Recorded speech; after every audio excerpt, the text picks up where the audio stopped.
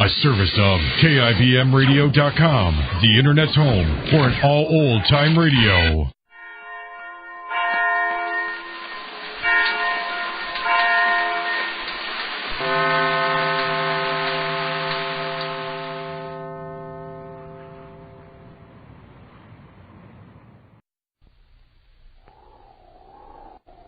The challenge of the Yukon.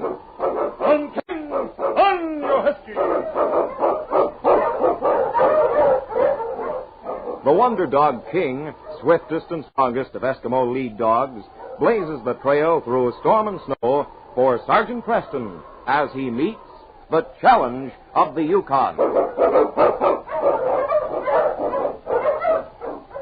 Sergeant Preston was typical of the small band of Northwest Mounted Police who preserved law and order in the new Northwest country, where the greed for wealth and power led to frequent violence and bloodshed. But in spite of the odds against them, Sergeant Preston and his Wonder Dog King met that challenge, and justice ruled triumphant.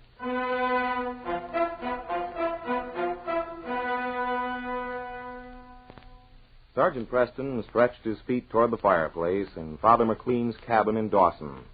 King, his big lead dog, lay down close beside him and watched the flickering flames through half-closed eyes. Father McLean eased his portly figure into the chair opposite the mounting with a contented sigh. Even Thanksgiving is no excuse for eating as much as I did today. But that dinner was too much of a temptation. Well, it was a wonderful meal, Father. That cook of yours is a prize. I feel like I'd swallowed a whole deer. It's a good thing Thanksgiving Day comes but once a year. You were awfully nice to let me share your dinner with your father. It's not often I get food like that. The people in my church are very thoughtful of me on holidays. They bring food that one doesn't expect to get way up here in the North Country. You know, Father, 2 years ago, I had dinner with another priest on Thanksgiving.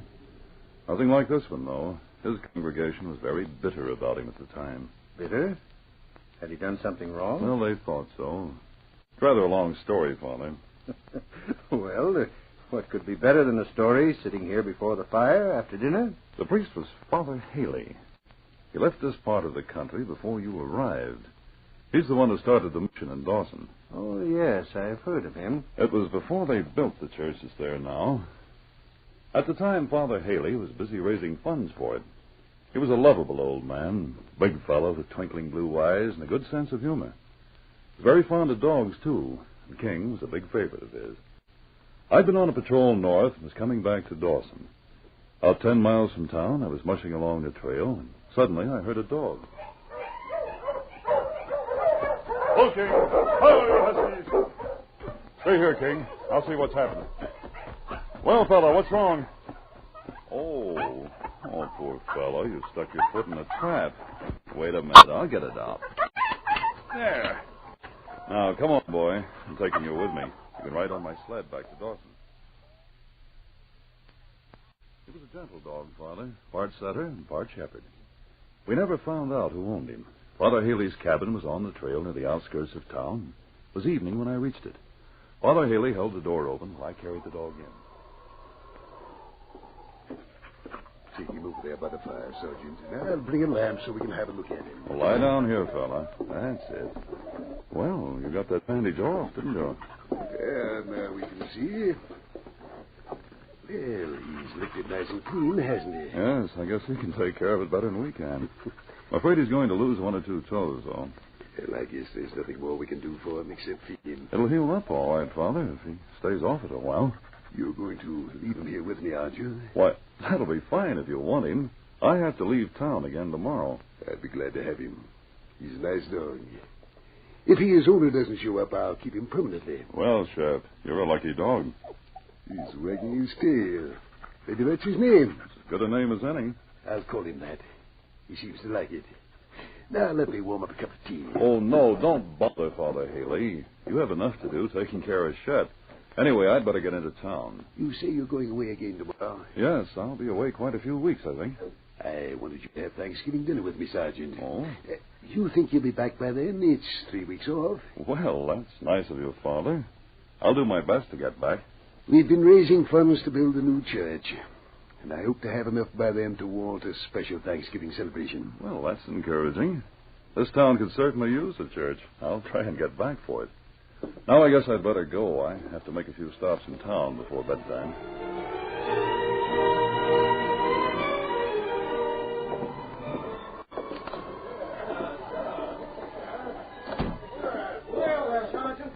Hello, Sergeant. Glad to see you. Hello, boys. How are you? You're just in time, Sergeant. Huh? We're taking up a contribution for the new church that Father Haley is planning to build. Well, that's fine, Butch. I didn't know you were interested in church. Butch started it by giving a whole bag of gold dust. Gold Nugget Bar is a funny place to be doing it, but I'm all for it. Think maybe you won't fry quite so long, Pete? We're going to need another half. This one's full. Sergeant, you better take this money out to Father Haley. Well, sure, I'll be glad to. I'll take it out if you're too busy. Oh, I'll be going past his house tomorrow. I can drop it off. Ain't you staying in town for a while, Sergeant? Have to make another patrol, Ben. Be leaving tomorrow or the next day. Well, there's the money, Preston. Oh, this is heavy. A lot of money here. That's nothing to what he'll have in a week or two. This is just a started going. The whole town's chipping in. Sure. I left the gold at Father Haley's cabin the next day. The collection had netted about $2,000. I was quite surprised that Butch Harvey had started such a thing. Butch was a newcomer in town, and I hadn't liked him from the first time we met. I see. There was nothing I could put my finger on exactly. You Mounties must get quite good at judging men on sight. Oh, I've been wrong about a lot of men, Father. My judgment isn't always right. Well, we all make mistakes. I decided I'd been wrong about Butch, and maybe he was doing this to prove to the town that he was all right. And, was he? No, Father. I left town the next day after leaving the money with Father Haley. My trip took me far south, and I wasn't around while the church fund built up. As I learned later, Butch and his partner Ben were very active getting collections, and the whole town contributed. 3 days before Thanksgiving, Father Haley had raised over $15,000. He was putting some gold into the box that evening when Shep scratched on the door. Father Haley put his parka on. Well, you want to go out for a walk, Shep? I've been so busy today I didn't take you for your walk. All right, boy, go on out. I'll put on my things right away. I'm coming, boy, as soon as I put this box away. There. That ought to be all right. Good evening, Father Haley. Hey, Butch, I'm sorry I didn't hear you knock. Hello, Ben. Hello, Father. Sit down, boys. I was just going for a walk with Shep. Wait till I put this box away. Don't put the box away. Eh? Oh, did you bring another contribution? Not exactly, Father. This time you're doing the contributing. What do you mean? Get the box, Ben. Sure. Butch, you don't mean you're taking the church fund? That's not all we're taking. You're coming with us. What? Here's the box. Take it out to the sled. Hey, come on, Father, before I get nervous and pull this trigger. Don't keep me waiting. Father Haley went with them out into the dark. They tied him to the sled and drove off. Nobody noticed old Shep. The dog watched the sled disappear and then limped after it. The team outdistanced him quickly, but he kept on through the night, following the scent. Did they intend to murder Father Haley? Well, Butch would have, but Ben wouldn't agree to it. They argued about it on the way. You're crazy, Ben. He can find his way back, I tell you. It's getting light and he can see the trail. We're going to turn off the trail, ain't we? But he can see landmarks. He can follow our tracks back, too. What's wrong with taking his glasses away from him? He can't see without them. I tell you, I won't murder a priest. Oh, how you Huskies? All right. We'll turn off here and head for the mountains. I'll take his glasses off and we'll lose him in the hills. I don't see the difference. He'll die of starvation or freeze to death. I got back to town the following day. The weather had been clear, and I made a special effort to spend Thanksgiving with Father Haley. Had anyone discovered he was gone? Oh, yes. The whole town was in an uproar. Some of the people thought Father Haley had run off with the money. Pete Darcy met me just as I came into town. He was very excited. Sergeant Preston! Sergeant Preston! Okay. Oh, you Huskies. What's wrong, Pete? Well, I'm sure glad you got back, Sergeant. Father Haley has disappeared with all the church money. Disappeared? When? Day before yesterday. People think maybe he run off with it. Maybe he wasn't a priest at all. That's ridiculous, Pete. He'd never go away unless someone forced him to. Were there any tracks around? Well, lots of people have been in and out to see him. He lives near the trail that's well used. Yes, I know. Town's pretty mad about it. Everybody's giving him lots of money to that fund. Come along, Pete. We'll go to his cabin now and look it over.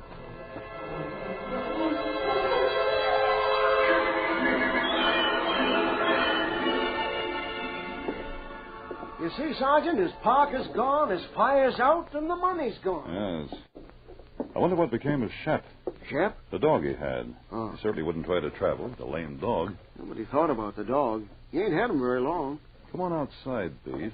Maybe we can still find Shep's tracks.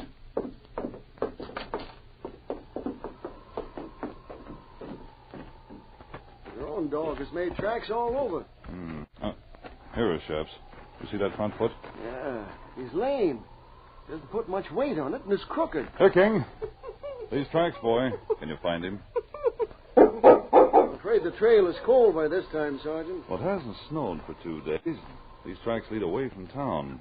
We could probably pick them up, but the snow hasn't been trampled. I'm going to try it, Pete. You want me to come with you, Sergeant? Why, no, I'll go alone. I'll take what supplies I can find at Father Haley's cabin here. Can't stop for more. Maybe a long trip. My team was tired, but we kept going. After a while, the trail of the dog was easier to follow. Shep's foot had started to bleed where the snow and ice had broken open the freshly healed cut. You mean that dog kept right on going in spite of it? He'd become very fond of Father Haley. When the tracks turned off the trail, it was easy to follow them. Shep, by then, was going on 3 legs. When did you find Father Haley? Well, not until the next evening. Shep had found him the night before. They were huddled together in a clump of spruce trees at the base of the mountain. Father Haley had no idea where he was. Here, Father. Put this blanket around you. I'm glad you built a fire. It isn't much of a fire. I had some matches in the pocket of my pocket. Who did all this, Father? Butcher did. Oh? They've gone off for the gold. They took my glasses from me, and I couldn't find enough wood. If Shep hadn't come, I'd have frozen. We kept each other warm. I found you by following Shep's tracks. Yes, poor fellow. He was ready to drop when he found me. He dragged himself to me, his poor foot all bloody. Feed him first, Sergeant. I will, Father. Now, you relax and don't worry about the church funds. I'll telegraph Butch and Ben's description to the border. They're headed for Eagle City. And now I'll get some food ready. It's not the Thanksgiving dinner we had planned, is it, Sergeant? No, it isn't, Father. But there's plenty to be thankful for. Were the 2 thieves Butch and Ben caught? They were caught at the border by one of our men. Most of the money was returned. As Father Haley said, that must have been a rather slim Thanksgiving dinner you had that night. Yes, 'twas, Father. But it's one I'll never forget. We sat at the base of the towering mountain. The moon glistened on the snow, and it was deathly still. Father Haley sat beside the flickering fire with Shep's head in his lap. He hadn't eaten for 2 days. But when I put his food in front of him, he didn't eat it at once. He bowed his head and gave thanks. It wasn't a short prayer, and as he ended it, I felt a lump in my throat. I thank the Lord for sending Shep to me. Please grant me the faith and courage that is his, and help me to follow thee with an equal love and trust.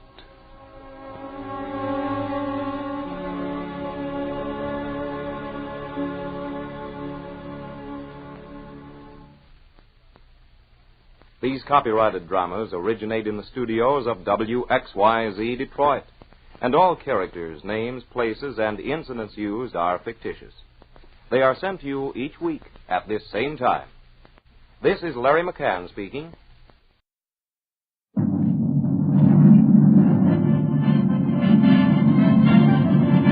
The Cavalcade of America, starring Juano Hernandez, presented by the DuPont Company, makers of better things for better living through chemistry.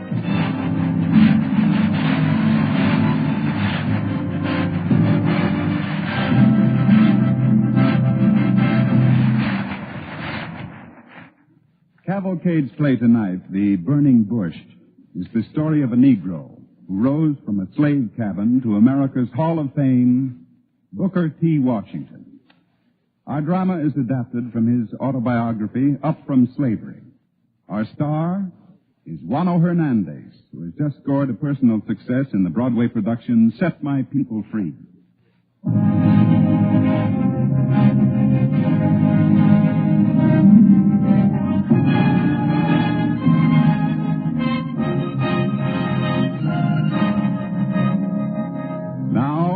The Burning Bush on the DuPont Cavalcade of America, starring Wando Hernandez as Booker T. Washington.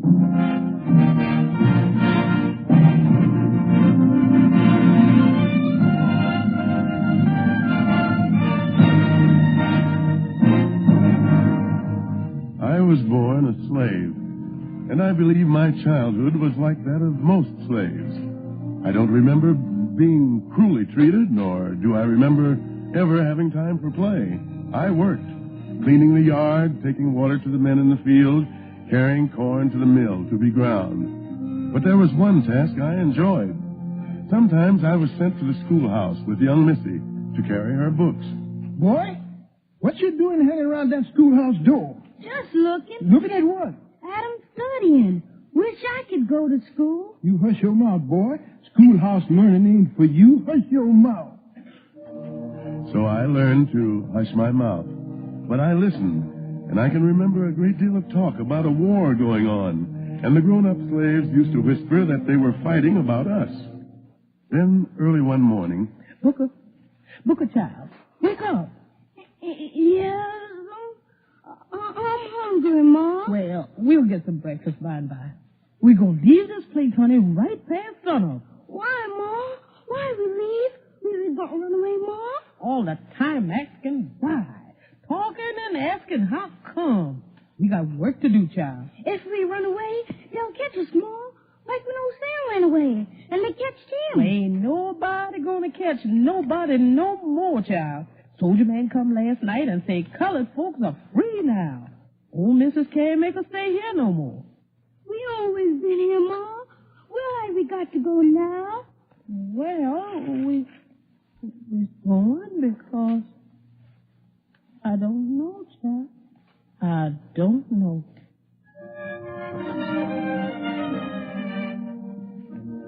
My mother was telling the truth. She didn't know why she was going away, or where. She had no understanding of her freedom, nor did most of us. I knew no one of my race then who could read or write. And yet all these people, my people, were called upon now to assume all the responsibilities of the modern world.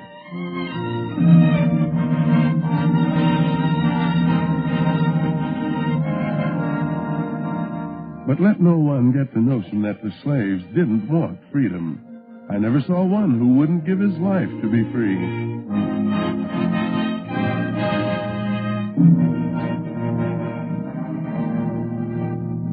The place we went to was a little town in West Virginia called Malden. I lived there for several years, working in the mines.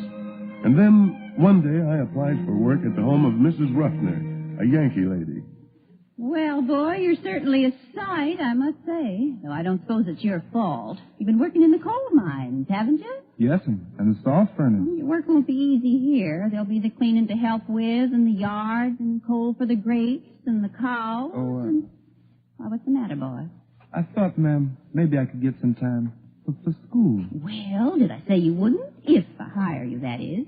You get your work done and do it well, and always be honest with me and tell the truth, and we'll see about school. What's your name, boy? Booker, ma'am. Booker. That's an odd name. Booker what? You'll need two names, Booker, if you're going to school. A Christian name and a family name. My name? What was my name? Or rather, what was my other name? Free people needed two names, it seemed. But colored people in the South had been known simply as Tom or Betsy or Booker. Sometimes a colored man would take the name of his white owner, and he'd be Tom Hatcher, or maybe Hatcher's Tom. But that didn't seem right now. I had to choose a name for myself. I thought desperately as I stood there before Mrs. Ruffner, and suddenly I said, Booker Washington, ma'am. Booker T. Washington.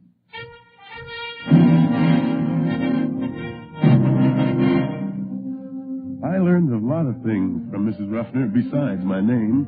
To work with my hands, to dress neatly, and to use a toothbrush. But in the infrequent hours of school, the nights of study in my attic room, I learned not much. So in the fall of 1872, I made my way somehow over the 500 or so miles from Malden to Hampton, Virginia, and presented myself at the Hampton Institute, a newly founded school for Negroes. Hello there. My name is Ernest Weston. Hello, I'm Booker Washington. Are you enrolling here this fall? Well, I don't know. I'm waiting to see General Armstrong. I haven't seen him myself yet, but I'm sure it's going to be all right for me. I had my tuition money plus a certain amount in excess for extra books and clothing, and I already have something of a foundation in Latin and Greek. I'm finding Latin very enjoyable, aren't you? Well, I haven't studied it. Haven't you? Oh, well, agricola omnis colorium. What? That's Latin. I'm taking it, and you will be taking it up next year. I'm very interested in mathematics, too. I had quite a lot of tutoring in it. A gentleman from Booker Washington? Yes, ma'am? General Armstrong's ready to see you now. Hampton Institute was headed by General Samuel C. Armstrong, the noblest, rarest human being it's ever been my privilege to meet. Booker T. Washington? Yes, sir? Sit down. Thank you. Washington, you bear one of the greatest, perhaps the greatest name our country has known. Now, what do you want to do with it? What do you want to do with your life? Well, I want to learn, sir. Learn what?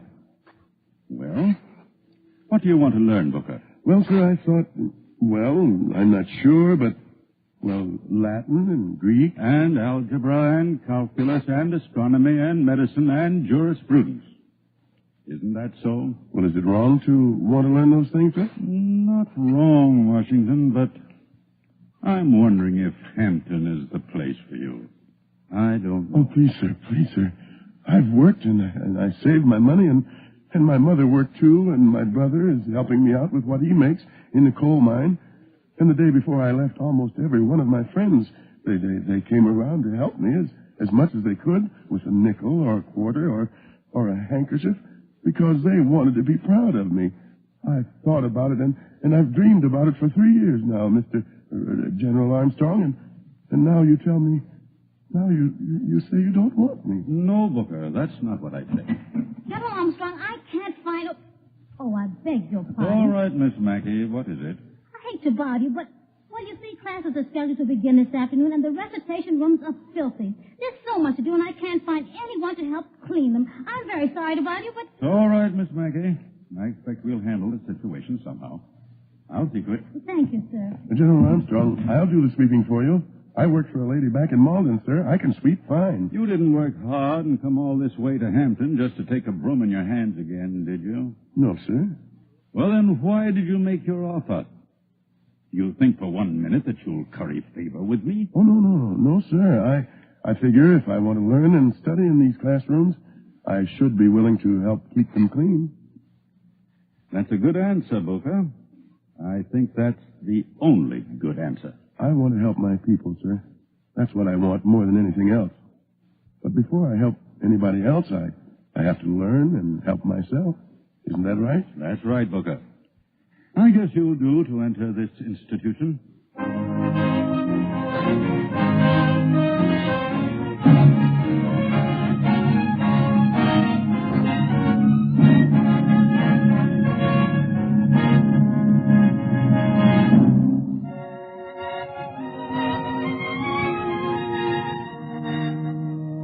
Listening to The Burning Bush, starring Juano Hernandez as Booker T. Washington on the Cavalcade of America, sponsored by the DuPont Company, makers of better things for better living through chemistry.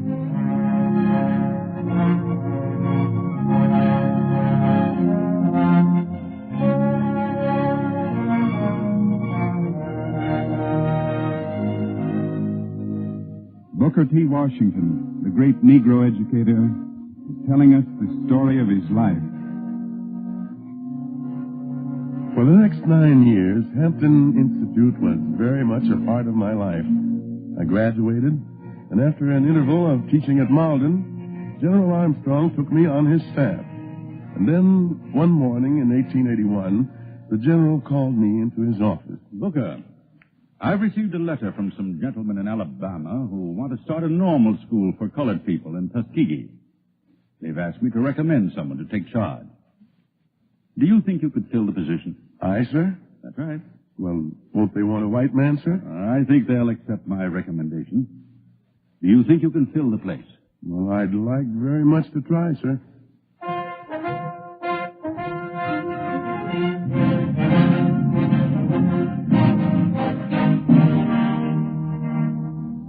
Had I known what faced me at Tuskegee, I should hardly have been so confident. The state legislature had granted a small appropriation for teachers' salaries, but there was no provision whatsoever for securing land, buildings, or books. To build a whole school, we had only the few $100s which had been raised by the Citizens Committee of Tuskegee. Good morning, friend. Morning. I wonder if you could tell me how to get to the old plantation house. They said it was somewhere on this road. There's a little road that leads right down there. Oh, it's so choked up, can't hardly see it. Well, maybe you would show it to me? Yes, sir. You the teacher man from town? Yes. I've heard there's a chance we might be able to get the place for our school. I walked out to take a look at it. No. That old place is falling off the hinges. Grandpa, you come eat your food now. This is that teacher man from town, Carol. You ask him if he'd like to eat, too. Oh, good morning, Mr. Washington's the name, Miss... That's Carrie Sampson, Mr. Washington, and this is my grandpa. Oh, I'd be mighty glad to have you eat with us, only it's nothing but old side meat and black-eyed peas. Well, there's nothing I'd like better, Carrie, if you're sure there's enough to spare.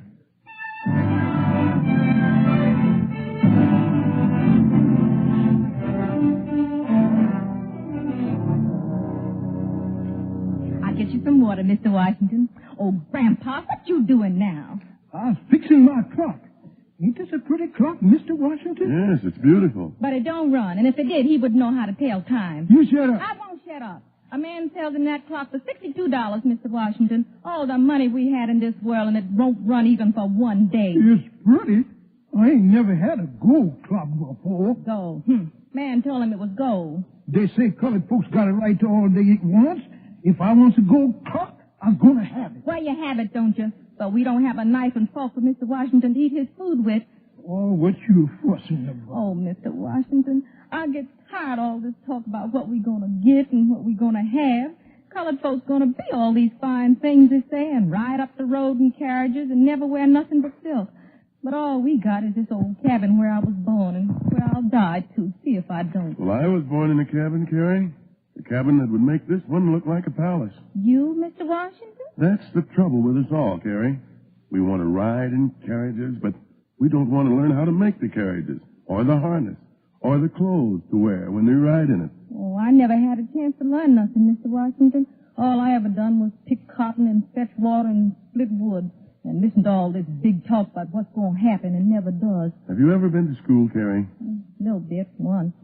I've been thinking I'd like to come into your school in town. Only there's nobody to take care of Grandpa. Ain't nobody need care of me. Well, maybe we'll have the school out here, Carrie, so you could go to it and tend to things here, too. A school out here? I hope so. That's why I came out today, to look at the old plantation house. There's a chance we can buy it. Oh, I've been over there lots of times, Mr. Washington. When we was little, we used to play over there and make believe there was ghosts and hens. It's got 3-4 houses, an old stable, and a hen house.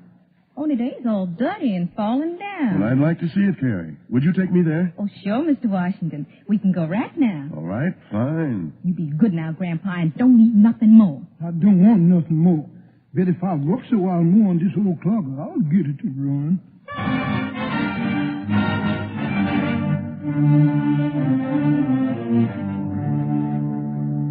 A little later, at that same plantation house, I addressed the first assembly of the students in Tuskegee Institute. Students and friends, We've all heard the old saying, you've made your bed, now you can lie in it. Pardon me. But here at the new Tuskegee Institute, we have to make a change in that saying. We have to build our beds before we can lie in them. We have here today nothing but these few old, tumble-down buildings, a little food on credit allowed us by our good friends in town, a little money given to us by other friends, both here and in the North, and our own will to succeed. So I'm going to ask something of you, something more than is usually asked of men and women who are seeking knowledge. I am going to ask you not only to study and learn in your school, I'm asking you to help in the building of your school. I'm asking you to dig the ground and cut the timbers, and yes, even to dig clay and make bricks. If we want a school, we must build it for ourselves with our own bone and sinew and the strength of our heart and soul.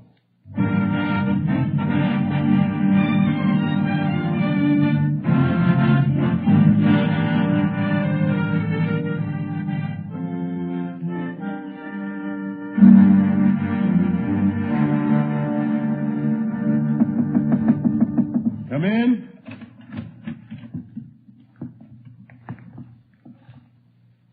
What can I do for you? Mr. Washington, Mr. Washington, the new students have appointed us as a committee to bring certain grievances to your attention. I see. How many of the students do you represent? Well, Most all of them, Mr. Washington. All the new ones have complaints to make. And we thought it was only fair to tell you about them right away now, Mr. Washington. Yes, that was the right thing to do. Mr. Washington, we didn't come to this school to work like field hands and day laborers. And I didn't come here to milk cows and hem tea towels. I want to be a school teacher. And you don't think that a teacher could ever be called on to milk a cow or hem a towel? Well, Or do you know how to do all those things already? That's not why my parents worked and sacrificed to send me to school. No, my family neither. I came here to learn something, not to make hog pens and sweep floors. What we mean is, well, Mr. Washington, my daddy came out from town yesterday and wanted to see my books. He wanted to know why I didn't have more books, how many books I had read through. And when he got here, I was out there on my knees, digging sweet potatoes. Your father is not an educated man, is he, Sam? No, Mr. Washington, he's not. He can't read nor sign his name. Then, like so many people, perhaps he puts too much importance in the reading of a book. The mere reading of one means nothing unless it helps us in some way. Unless... How am I going to know, Mr. Washington, if I spend all my time digging sweet potatoes and sweeping floors? I don't think you will. You'll find we have it arranged here so there's a time for everything. We'll try to send you out of this school as educated men and women. But you'll also be men and women who can take care of yourselves, who can do whatever's needed to fit yourselves into the life of the community and the country. Now, suppose you go out into the world prepared to teach Greek and Latin. The community you go into may not feel the need for Greek and Latin. Maybe it needs bricks and houses and wagons. If you can supply them, then maybe later there will be a need for Greek and Latin. The man who is prepared to do something the world wants done at the right moment, that man will make his way, regardless of his race. What you doing, Mr. Washington? Well, I think it's time for you all to get to your classes, and if you'll excuse me, this office looks a little untidy. I think I'd better do some sweeping.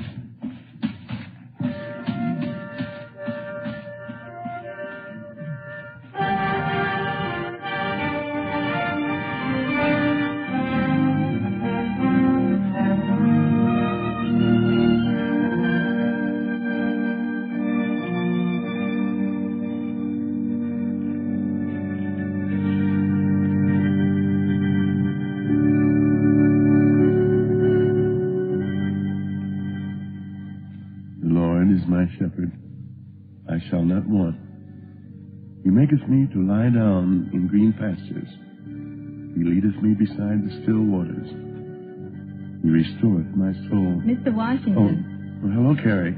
What is it? Oh, I'm sorry to disturb you, but I've been going over the books like you asked me to, and, well, I just don't know how we're going to get through the rest of this year. Is that bad? We only made $17 from this month's vegetables and only $55 from the bricks we sold in town, and we still can't meet our bills by almost $200.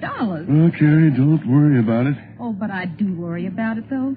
I think sometimes maybe it's not worth one little bit of all this work and trouble. Oh, Carrie, don't say that. You're a fine, smart man, and you ought to just think about yourself. Forget all about us. The school's going to fail anyway. It's going to fail. That will do, Carrie.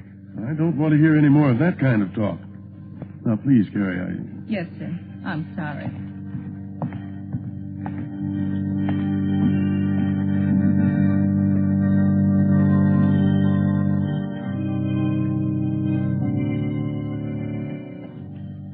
Mr. Washington. Oh, come in. I ain't seen nobody outside.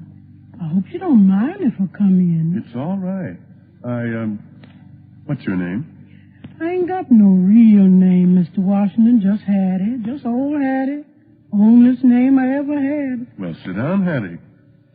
You're tired, aren't you? No, sir. It's all right. I've come to bring you something, Mr. Washington. To bring me something? Yes, sir. I hear tells how this school is having a hard time. I thought maybe these boys and girls ain't getting enough to eat. Oh, Hattie, it's not as bad as that. But I hear tell 'tis, and I know what you's trying to do, Mr. Washington. I know you's trying to make better men and women for the colored race. Well, Hattie... I ain't got no money to give, but I got these eggs here. I've been saving up from my hens. They've been laying real good, and I want you to take them. You'll take them, won't you, Mr. Washington? Hattie, do you remember the story of Moses in the burning bush? How, in a time of sorrow and pain, the Lord God appeared to Moses in a burning bush and said to him, I have seen the affliction of my people, and I will deliver them into a good land. Well, Hattie, these are not really eggs. They're our burning bush. They're our rainbow in the sky, the lightning in the cloud, and the sign that says it's all been all right. It's been worth all the sweat and the toil and the struggle. Certainly I'll take them, Hattie. They're the finest eggs I've ever seen.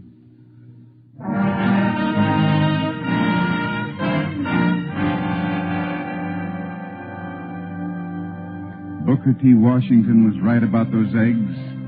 They were the sign. They symbolized the people's faith in the work he was trying to do.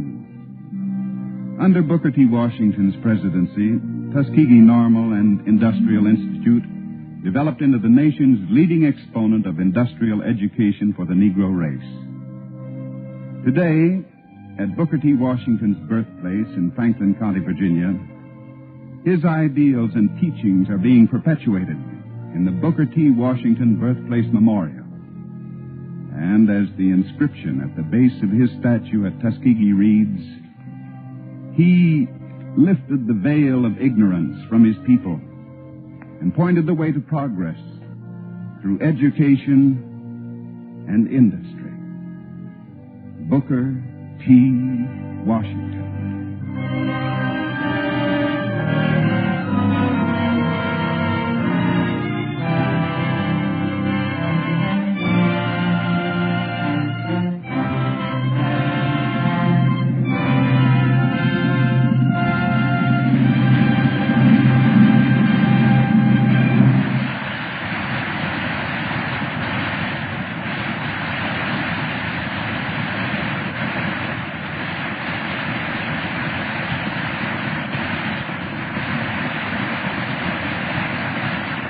Tonight's cavalcade play, The Burning Bush, was written by Frank Gabrielson and directed by Jack Zoller. The music was composed by Arden Cornwell and conducted by Donald Bryan. This is Ted Pearson speaking. Cavalcade of America comes to you each week from the stage of the Longacre Theater on Broadway and is presented by the DuPont Company of Wilmington, Delaware.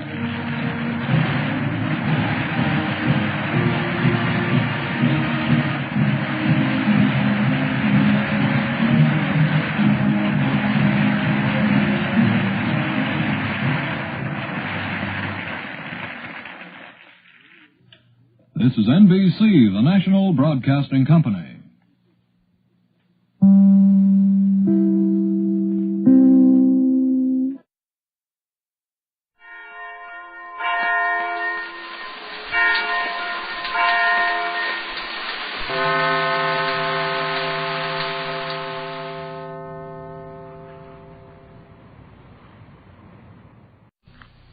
The Jack Benny Program, presented by Lucky Strike. Quality of product is essential to continuing success. Exhibit A, Lucky Strike. Fine tobacco is what counts in a cigarette.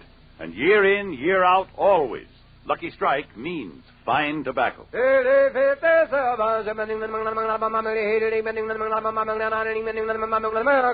Lucky Strike presents The Man Who Knows. Colonel Hart Shoemaker, ace tobacco auctioneer of Lebanon, Kentucky, has sold over 300 million pounds of tobacco leaf. Recently, he said, I've seen the makers of Lucky Strike buy real quality tobacco, fine, ripe, mild tobacco. Yes, I've seen them do it at thousands of auctions.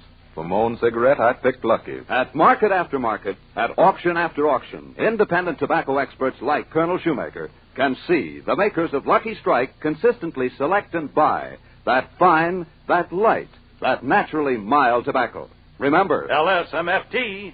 LSMFT. Lucky Strike means fine tobacco. And fine tobacco means real, deep-down smoking enjoyment for you.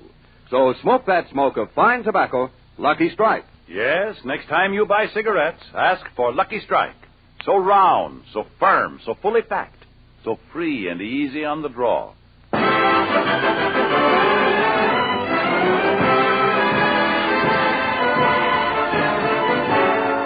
The Lucky Strike program starring Jack Benny with Mary Livingston, Phil Harris, Rochester, Dennis Day, and yours truly, Don Wilson.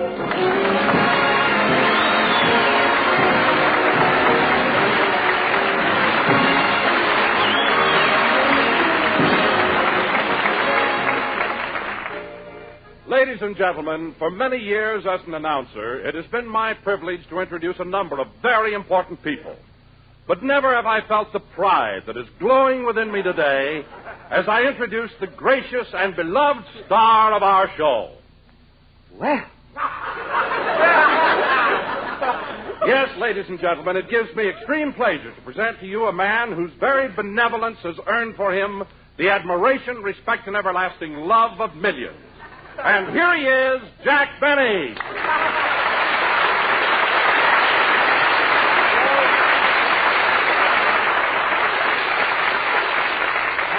Thank you. Hello again. This is Jack Benny talking. And, Don, that was the most beautiful introduction I've ever received. The most touching.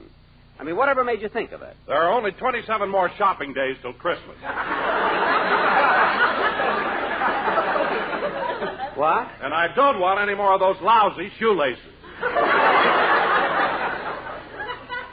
Oh, Don, you didn't like the shoelaces I gave you last Christmas? No, I didn't.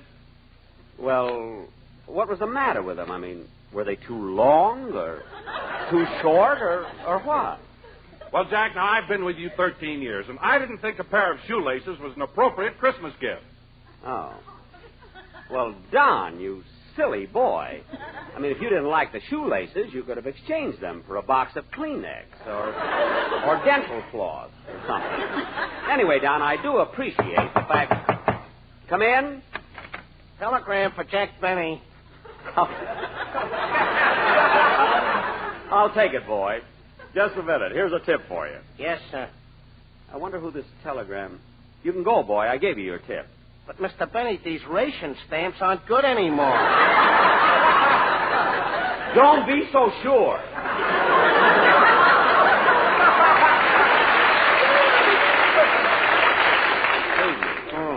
My bicycle was paid for. I'd punch him right in the nose.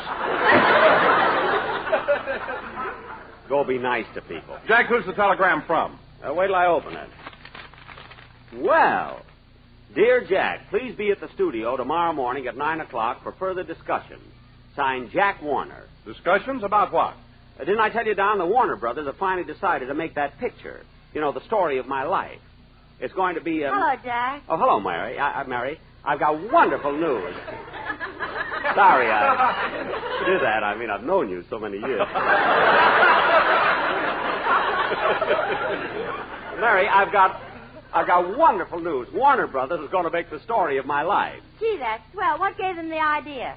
Well, after I made The Horn Blows at Midnight, they received thousands of letters demanding the life of Jack Benny. I wonder how they meant that. Anyway, they've done a lot of work on the story. You mean they finished the script already? Yes, Marion, it's going to be great. You know, there's a lot of action in the opening scene. You see, in the opening scene, I've just been born, and as the doctor leaves the house, my father shoots him in the back. It's really very exciting. Say, Jack, when they made the Jolson story, they had Larry Parks play the part of Al Jolson. Now, in your picture, who's going to play you? Well, we don't know yet, but to portray the real me, they're considering Errol Flynn.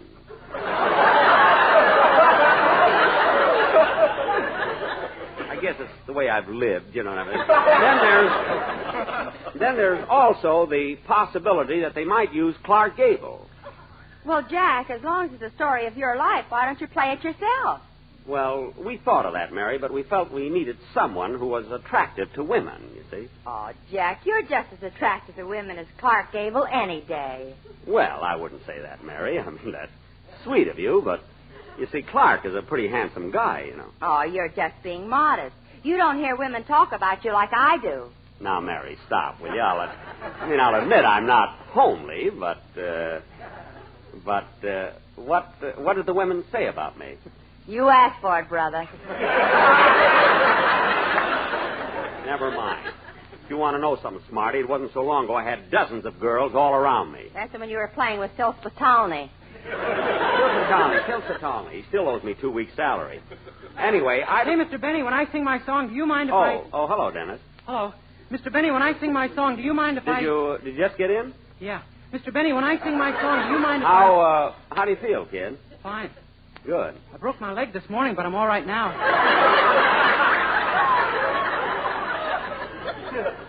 Dennis, just go ahead and sing your song. Well, aren't you going to ask me how I broke my leg? No, I'm not. Now go ahead with your song. My mother was right. You don't want me to get laughs.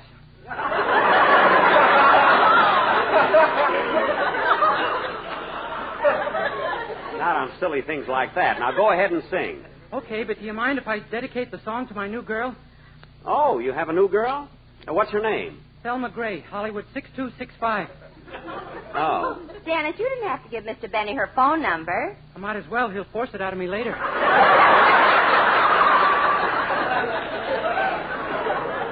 Now, wait a minute, kid. When did I ever threaten you to get a girl's telephone number? Remember in New York when you took me to the top of the Empire State Building?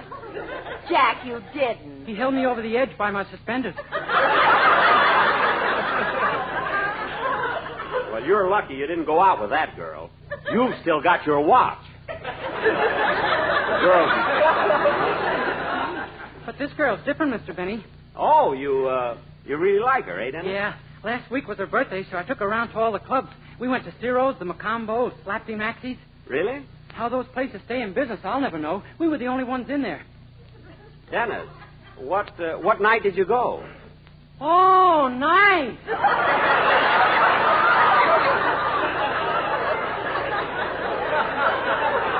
Oh, for heaven's sake, go ahead and sing, kid. Okay. Hollywood 6265. I must remember that.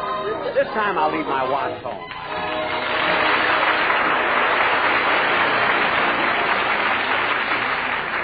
As you walk, as you talk with the one you love, do you know just how lucky you are when you stroll hand in hand 'neath the moon above? Does your heart sing how lucky you are? There's so many heartaches in this world of ours. Sometimes the dreams will come true when the one that you love is in love with you. That's the greatest of blessings my heart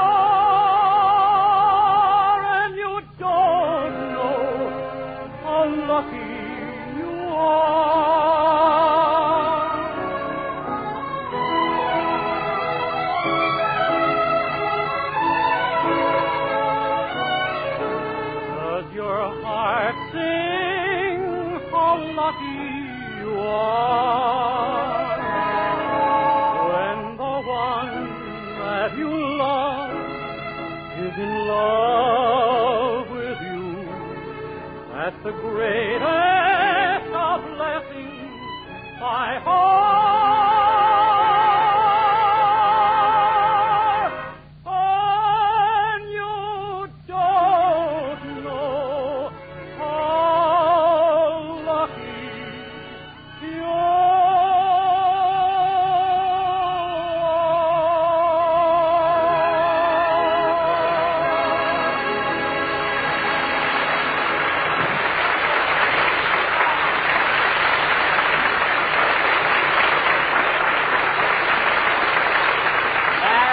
How Lucky You Are, sung by Dennis Day. Very good, Dennis.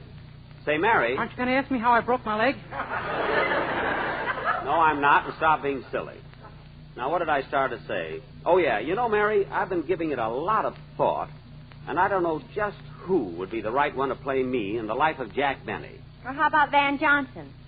Well, he's good, Mary, but he isn't quite old enough, you know. How about Cornell Wilde? No, he isn't old enough either. How about John Wilkes Booth? Oh, stop. John Wilkes Booth. He broke his leg, too. Dennis. Aren't you going to ask me how? No, I'm not. But, Mary, I think... Gee, I don't know. Hiya, Jackson. What's that dreamy look on your face? Oh, hello, Phil. I'm thinking. You know, Warner's is going to make a picture, the story of my life. We're trying to figure out who would be the right personality to play me. Why don't you play it yourself, Jackson? You're one of the greatest actors in show business. Huh? And coming from me, you know what that means. Yeah, there are only 27 more shopping days till Christmas.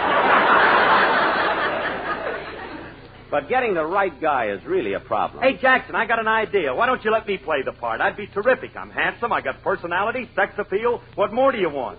Well, Phil... Think it over, Dad. I'm alive. I'm sharp. I'm a sort of a Mickey Rooney with just enough Roddy McDowell to hold me down.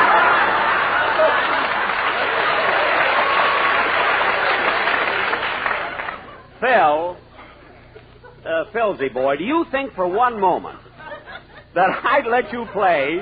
Do you think for one moment I'd let you play the lead in a picture as important as this one? You'd be drinking all the time. What's wrong with that? What? You made the horn blows at midnight and you were sober. Not after the preview. Anyway, Phil. Hello, Livy. How you, Don? Hello, Phil. Hiya, Dennis. How you feel, kid? I broke my leg this morning, but I'm all right now. Dennis. Just call me John Wilkes Booth. Dennis, keep quiet, will you? Now, Phil, I hate to be the one to suggest it, you see, but it's time for a number from your corny band. Corny band? Apparently you haven't heard. Heard what? We were invited to go to England and play for the royal wedding. The royal wedding? Yes, sir, right in Birmingham Palace. Phil, that's Buckingham. If there's a buck in it, you'll know it. Darn right. Now, come on, Phil. Let's have a band number. Oh, wait a minute, Jack. Don't you think it's about time we do a commercial? Don, we're not going to do a commercial this week. Go ahead, Phil. But, Jack... Don, I'm running this show. Go ahead, Phil. But, Jack, the quartet worked on it all week. I don't care if they did. Go ahead, Phil. And there's a part in it where you play the violin. Hold it, Phil.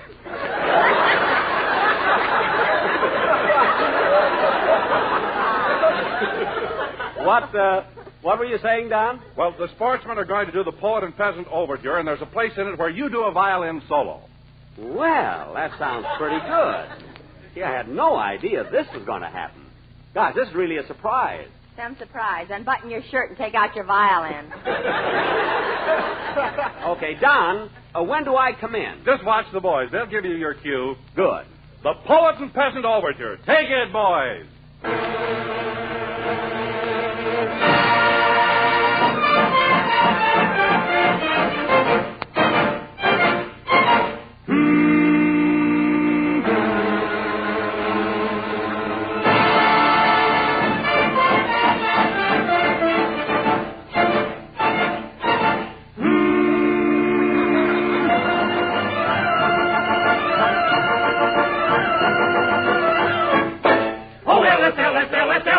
All I keep right will always be this folk for me.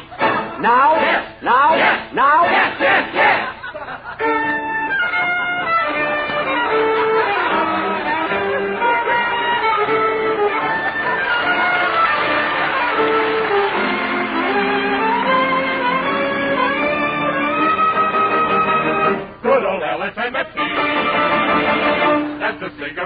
Try Lucky Strike. He's the one you will like.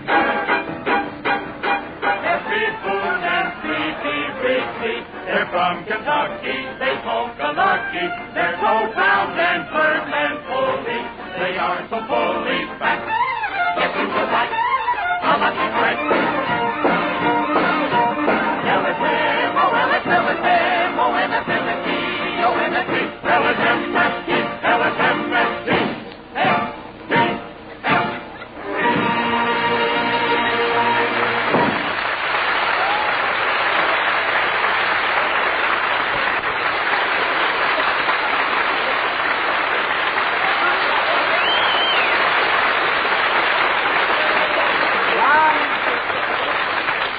Don, that commercial was really wonderful. It really was. And thanks for putting a part in it for me.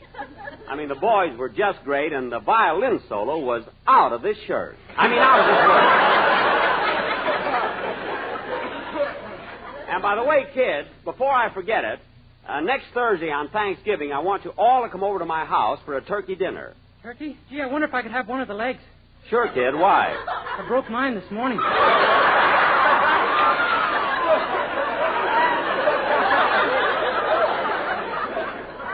Oh, for heaven's sake. Hey, Jackson, are you sure it's going to be a turkey? Of course I'm sure. Why? Well, last year you said you ran over a turkey, and when we bit into it, it turned out to be a buzzard. Well, it's a real turkey this time, isn't it, Mary? Yeah, I was with Jack when he bought it. That's right. In fact, yesterday I called him and suggested that he throw a Thanksgiving party for the whole gang. He must have been in a good mood because he went to the idea right away. Well, Mary, I'm glad you called, and it's a good suggestion. Huh? Fine. Hurry over and we'll go shopping. Goodbye. Oh, Rochester. Yes, sir. Where have you been? Out in the garage trying to fix up the car. When you hit that truck last week, you bent the axle. Did you fix it? Uh-huh, but I had a lot of trouble. Trouble? Yeah, when I loosened the nut that holds the axle, the lights fell off. Oh. So I took a nut off the rear door to fix the lights, and the steering wheel fell off. Gee. Then I took off the wire that holds the radiator and used it to tighten the steering wheel. And the radiator fell off? No, the fenders. All four of them? All five of them. Five? We only have four fenders. How about the one we hold over our head when it rains?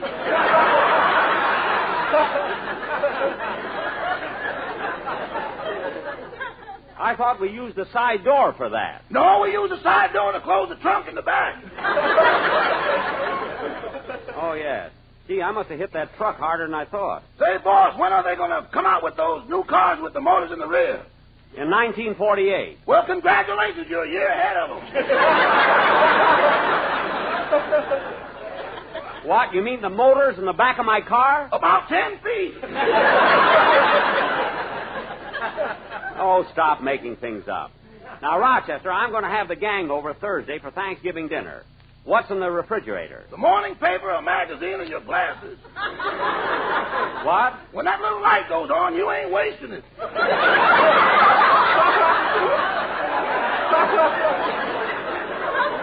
I'm not talking about that. I mean food for Thanksgiving. Well, we've got everything except the turkey. You want me to go out and buy one? No, Miss Livingston is coming over, and we're going to...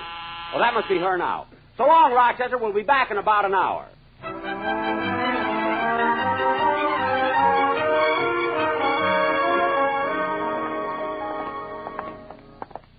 Gee, Mary, it's such a nice day. I'm glad we decided to walk to the market. Yeah. I'm glad Thanksgiving will be here soon. It's one of our nicest holidays. Yeah. And this year, we should all be so thankful. I know I am. See, when I wake up in the morning, I hear the birds singing. I've got the beautiful moonlight at night. I get all the fresh air I need, all the sunshine I want. So far, it hasn't cost you a dime. Yeah. Oh, Mary, look. Hey, Mary, look over there. Those boys playing football. Hey, Joey, kick it to me now. See, they're nice kids, Mary. You know, the bigger one is Stevie Kent. His folks live on the corner. Every time I go out for a walk, I stop and talk with him. Hey, Stevie, throw the ball over here. Oh, hello, Mr. Benny. Here it comes. Look out, I think it's too high.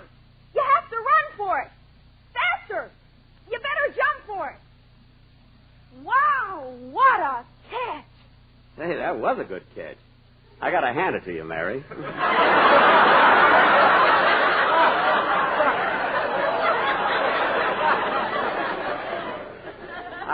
How did you do it?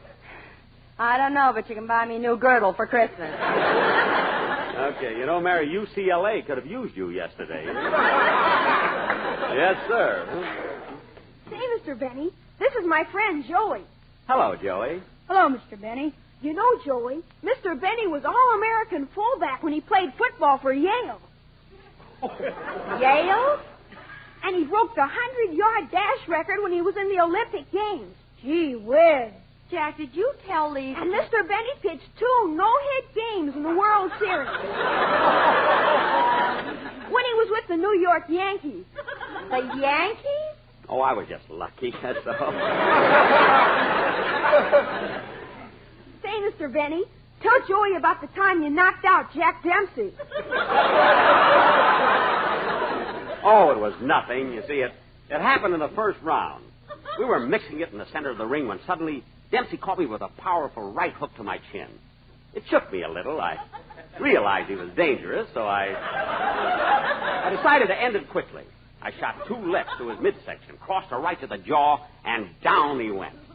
I didn't mean to hit him so hard. He was out for over an hour. Gosh. Well, so long, kids. We got to get going. You know, Mary, I was just... Oh, shut up.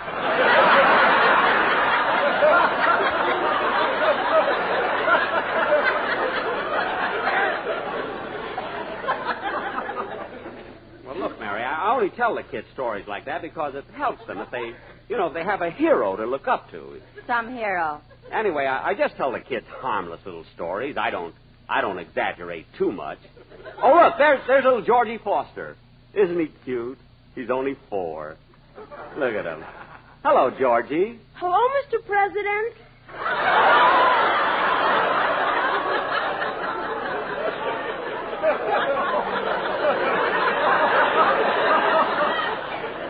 Oh, brother. Mary, I never told him that. He's just ad-libbing. Come on, here's the market. Let's see. Oh, there's the poultry department over there. Come on, Mary. Okay. And, Jack, remember what you promised. This time you're going to get a nice big turkey, not like the last one you got. There was nothing small about that turkey. Go on. You didn't have the heart to chop its head off. You beat it to death in a badminton game. Mary. And I got stuck with the part that went over the net last. Mary, stop trying to switch old jokes, will you? Now, let's walk over to the counter and see... Hello, Mr. Benny. Oh, hello, Mr. Kitzel.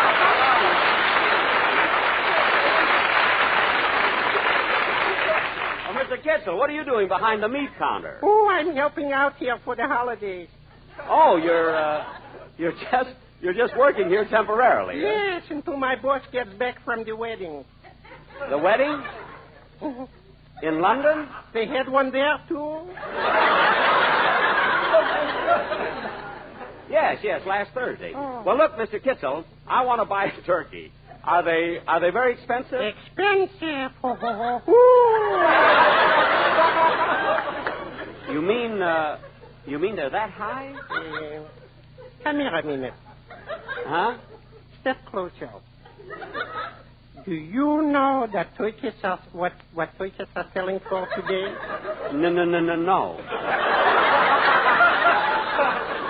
Well, if you knew, you'd be nervous too. Come a little closer.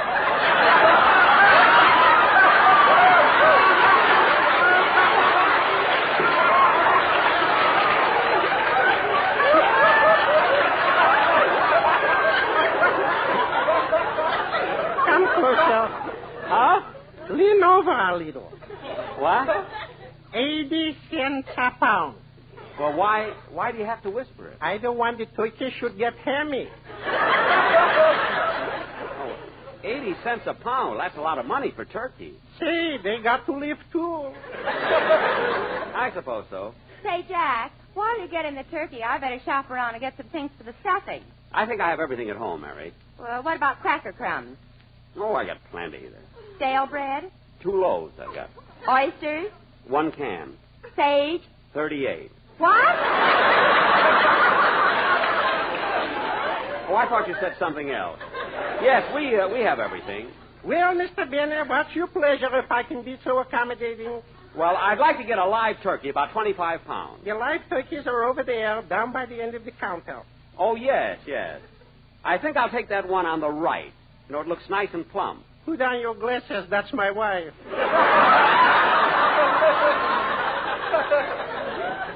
Oh, yes.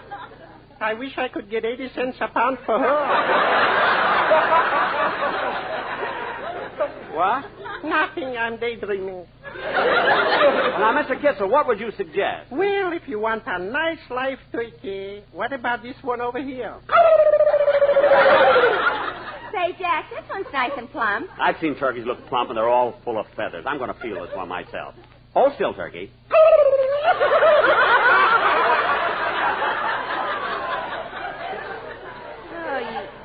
you and your cold hands. Well, Mary, what do you think about it? Well, it looks all right. Yeah, but I wouldn't have the heart to kill it. Oh, just look at its eyes. The same color as mine. Sultry summer blues. Oh, Jack, stop being so sentimental. You've already given up eating strawberries because they remind you of Phil Harris's eyes. Mary, Mr. Kittle, how much does this turkey weigh? About 36 pounds. My scale is broken. Oh, well, I'll weigh it on that scale over there by the door. Come here, turkey. Come here. That's a good girl. Come on, Mary, we'll go over the scale. Now, hold still, turkey. Mary, put in a penny. Okay. Oh, look, Jack, a card came out. Yeah, what does it say? You weigh 36 pounds and you ain't long for this world. There's a picture of Fred Allen on the other side there. Well, that's much too big. Oh, Mr. Kitzel. Your pleasure? This turkey's too big. How much does this one weigh? This one right here. I think 29 pounds. Aren't you sure? Wait a minute, I'll check. Oh, Hattie, how much does this turkey weigh? 29 pounds, but I'll check. Hey, Joe, how much does this turkey weigh? 29 pounds, but I'll check. Hey, Herman, how much does this turkey weigh? 29 pounds, but I'll check. Hey, Sam! All right, I believe you. Jack will be back in just a minute, but first, quality of product is essential to continuing success. And Lucky Strike means fine tobacco. LSMFT. Yes, Lucky Strike means fine tobacco. And fine tobacco is what counts in a cigarette. Remember what happens at the tobacco auctions? Year in, year out, at market after market, independent tobacco experts can see the makers of Lucky Strike consistently select and buy that fine, that light, that naturally mild tobacco. Lucky Strike presents The Man Who Knows. Mr. Carl Hartfield of Greensburg, Kentucky, has been working as an independent tobacco buyer for the last 29 years. Recently, he had this to say. Season after season, I've seen the makers of Lucky Strike buy fine tobacco. Ripe, prime leaf that's got real smoking quality. I've smoked Lucky's for over 28 years. So for your own real, deep-down smoking enjoyment, remember... LSMFT. Lucky Strike means fine tobacco. So smoke that smoke of fine tobacco, Lucky Strike. Yes, next time you buy cigarettes, ask for Lucky Strike. So round, so firm, so fully packed. So free and easy on the draw.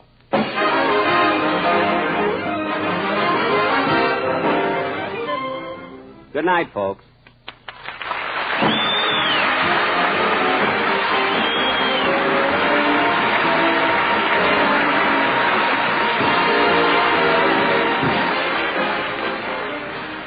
This is NBC, the national broadcasting company.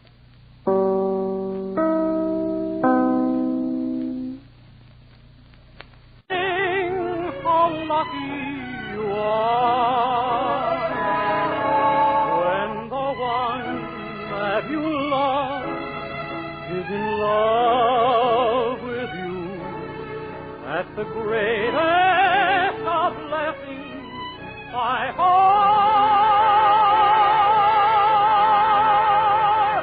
and you don't know how lucky you are.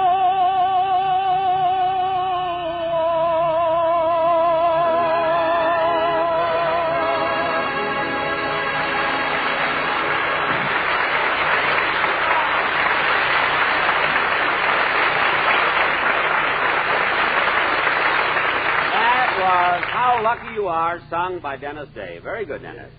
Say, Mary. Aren't you going to ask me how I broke my leg? No, I'm not, and stop being silly. Now, what did I start to say? Oh, yeah, you know, Mary, I've been giving it a lot of thought, and I don't know just who would be the right one to play me in the life of Jack Benny. Or how about Van Johnson? Well, he's good, Mary, but he isn't quite old enough, you know. How about Cornell Wilde? No, he isn't old enough either. How about John Wilkes? As you walk, as you talk with the one you love, do you know just how lucky you are when you stroll hand in hand 'neath the moon above? Does your heart sing how lucky you are? There's so many heartaches in this world of ours. Sometimes a dream will come true when the one that you love is in love with you. That's the greatest of blessings by far, and you don't know how lucky you are.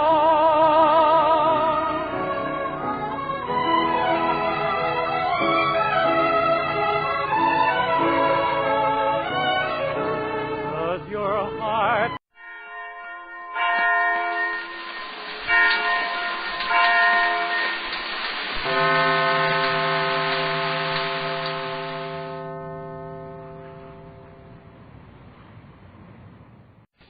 Kraft presents The Great Gildersleeve. The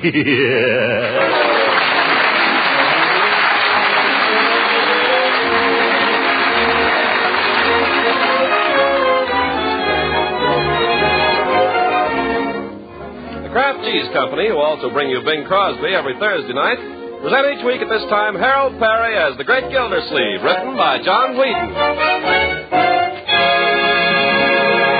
We'll hear from the great Gildersleeve in just a moment. You know, these days it's pretty difficult to get the variety of foods you used to get. That's why you should make the plentiful foods you can get as appetizing as possible. Now, one easy, economical way to make foods taste better is to use delicious Parquet margarine at the table and for cooking, too. First of all, of course, Parquet margarine is a perfectly delicious spread for bread or toast or rolls. And next, Parquet margarine is a tasty seasoning for potatoes and all hot vegetables. Parquet margarine makes cookies and pastries taste better, too, because it's a real flavor shortening, not bland and tasteless as some shortenings are.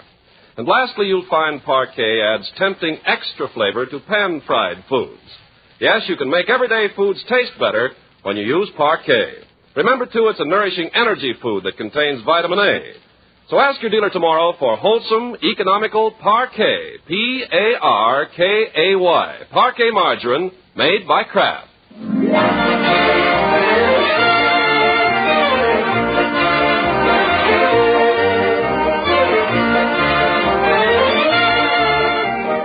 Well, let's get on to the great Gildersleeve, who's been putting in a busy Saturday morning down at the water department trying to clear his desk of all the odds and ends that have piled up there. As we join him now, we find him almost down to the blotter and feeling pretty good about it. Action, yes, action. That's the keynote today, Miss Fitz. And you have accomplished a great deal this morning, Mr. Gildersleeve. Yes, sir. Never put off till tomorrow what you can do today. I try not to. Procrastination is the thief of time. There's a letter here. Time and tide wait for no man. This woman wrote in 2 weeks ago. For want of a nail, the shoe was lost, Miss Fitch. Action, that's the thing, action. Mr. Gildersleeve, are you going to answer this woman's letter? What does she want? Action. Sure. Well, let's see the letter. She says she wrote in 2 weeks ago and never got an answer. Oh, yes, I remember this. Take an answer. Very well. Dear Madam, in reply to your recent letter regarding a Neil in your bathtub, we wish to thank you for calling this to our attention. After a thorough investigation of the matter, we wish to report that it would have been impossible for the said eel to have gained access to your tub through the faucet. As all our water is carefully filtered, And furthermore, standard plumbing fixtures are too small to accommodate an eel of the dimensions you described. We can only suggest that the creature either crawled up the drain, in which event your attorney should get in touch with the Department of Public Works, not us. Or possibly it was placed in your tub by an enemy. While it's out of our department, we'd suggest that a stopper kept in the tub at all times should prove an effective precaution against eels in the future. Failing which, we'd advise a closer check on your friends. Very truly yours, Throckmorton P. Gildersleeve, Water Commissioner. You got that? Yes, Mr. Gildersleeve. That ought to hold her. What's next? Well, I don't know whether you want to do anything about this. Let's have it. Action, Miss Fitch. Let's clear the decks here. Very well. This is no time for bottlenecks. No. You'll notice that in every photograph of Donald Nelson, there's not a single paper on Donald Nelson's desk. That's the only way to be an executive. Do it now. Strike while the iron is hot. Come. What have you got there? A 6-month reminder from your dentist. Well, suppose you put that in the deferred file. That's where it came from. You're a hard woman, Miss Fitch. All right, call up the dentist and make an appointment for Monday. Good. For Leroy. Come on, let's get on here. Time's a-wasting. Hey, have you got the application for my B gas ration? Yes, it's right here. Oh, I must remember to get that in this afternoon. It's all filled out. All you have to do is sign it. I better check it over. Let's see here. It says, occupational use of the vehicle. If vehicle is used for driving between home and fixed place of work, in the principal occupation as stated in items 4 and 6 above, answer all questions in Part A below.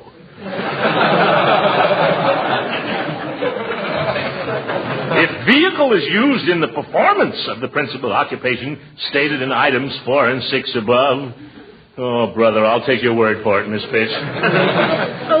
You also have to get the signatures of any person sharing the ride with you. Oh, well, Judge Hooker's my share of the rider, but he isn't speaking to me. He can darn well sign, though. I understand very few people are going to get the B rations. Oh, I'll get one, all right. After all, I'm a city official. I have to do a lot of official driving. I'm entitled to one if anybody is. Yes, but have you heard who's head of the ration board now? It doesn't make any difference. Who? Judge Hooker. Judge Hooker. Oh, my goodness. If Hooker will find some technicality, he'll block it if he has to stage a filibuster. Maybe I better invite the old goat to Thanksgiving dinner after all. That might soften him up a little. Yes, certainly. He couldn't accept a man's hospitality and then trick him out of his B card, could he? I don't recall that the application form covers that. No, I didn't think so. Quiet. Here comes the old sourball now. Well, hello there, Judge. And does the bus leave, Gildersleeve? The bus leaves whenever you're ready, Judgy. I'm ready now. Be right with you. Can't keep a customer waiting, can we, Miss Fitch? I'll get my hat and coat. Mr. Gildersleeve, you're not forgetting... Oh, yes. Thank you. While you're waiting, Judge, Miss Fitch has an application blank there that requires your signature. A mere formality, you know. What's this? Just to show that I'm sharing my car with you. Oh, so you're applying for a B ration book, huh? Aren't we all? Give the judge a pen, Miss Fitch. Here, use mine. It's a self-filler. I think you'll like it. There, that's it. There you are. Thank you, Judge. Well, see you Monday, Miss Fitch.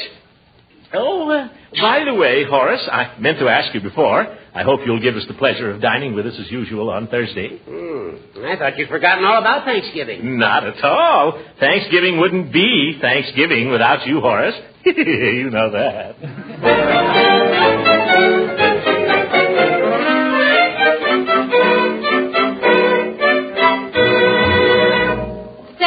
Leroy, now while I fix this. I feel like a sissy in this fool outfit. This is the kind of clothes the Pilgrims wore, and they were no sissies. Yeah, but they didn't have to wear them in front of a whole auditorium full of people. Stand still, will you, before I jab you with this tin. Courtship of Miles Standish. Why don't you speak for yourself, John? Yeah. Oh! I told you you'd get stuck. You know, I think you're going to look real cute when I get this down. That's just what I'm afraid of. That's what the whole school is going to think. Leroy, will you stand still? It wouldn't have been so bad if I was Miles Standish. I'd get to wear a helmet.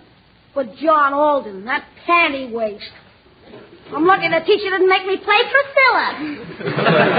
I don't see why you feel that way. John Alden is a hero.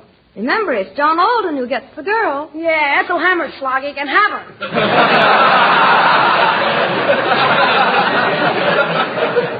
Hello, Uncle Mort. Well, hello, Marjorie. And Leroy. Hello, Hello. Well, look at our little pilgrim.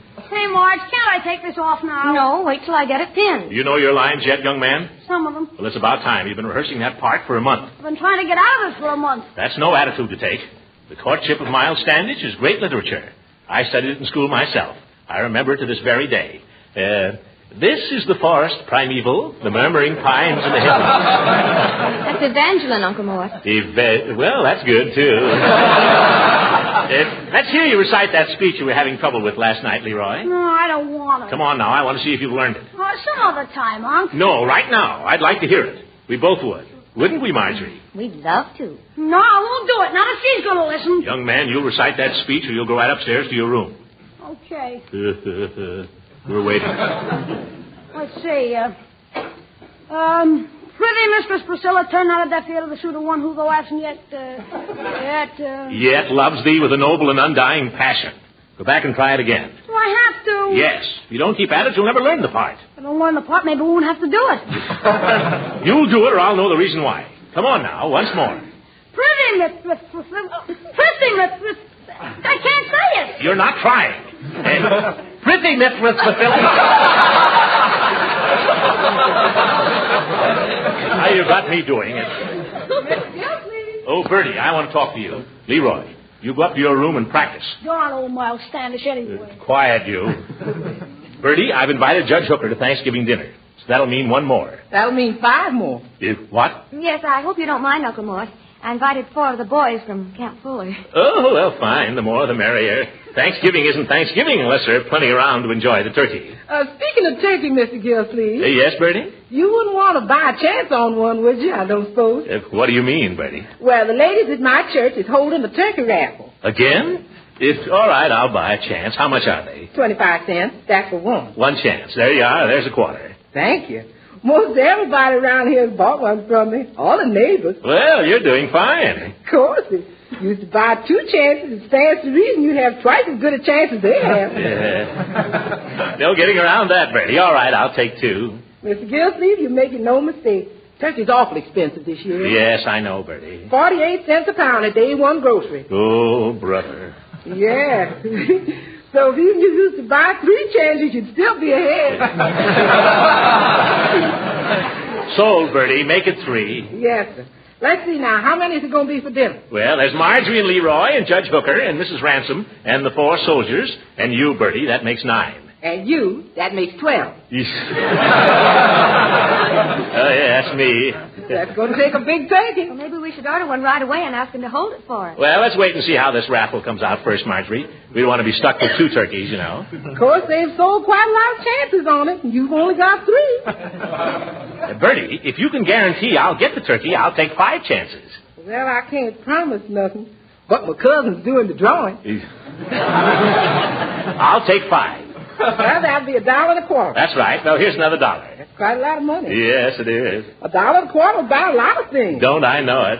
You wouldn't like to take a couple more chances just to protect your investment. You get out of here, Bertie, before you ruin me. I got to get down to the ration board.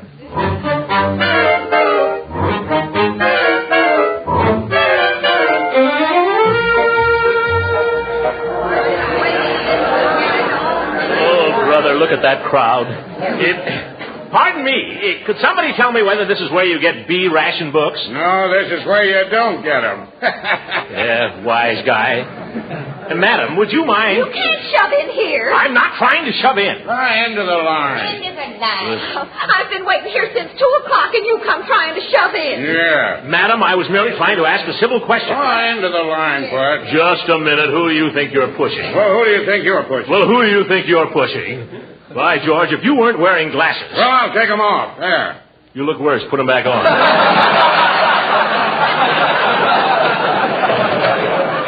What's the fuss here? What's the fuss? He tried to shove in ahead of me. I did not. He did too, and he squeezed my hand. Oh! Now look here, my good woman. We'll have to ask for order here, my friend. Why don't you just take your place in the line? I'm trying to find out whether this is the right line. I've come for my B ration book. Oh, you've come for it, huh? Yes. I have my application right here. You and 100 million others. What? Young man, evidently you don't know who I am.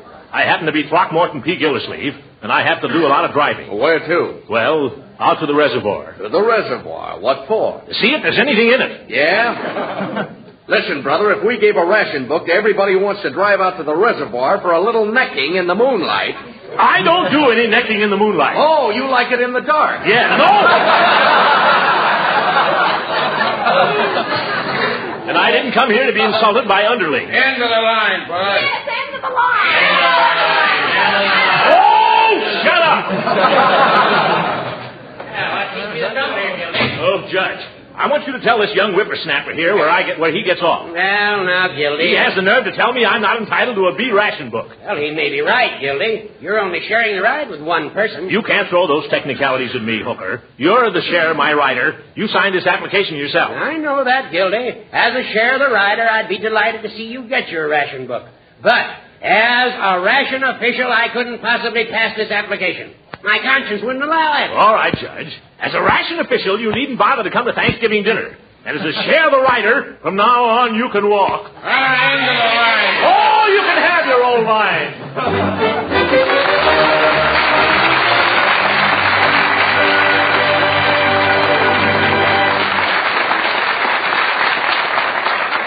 The great Gildersleeve will be with us again in just a few seconds.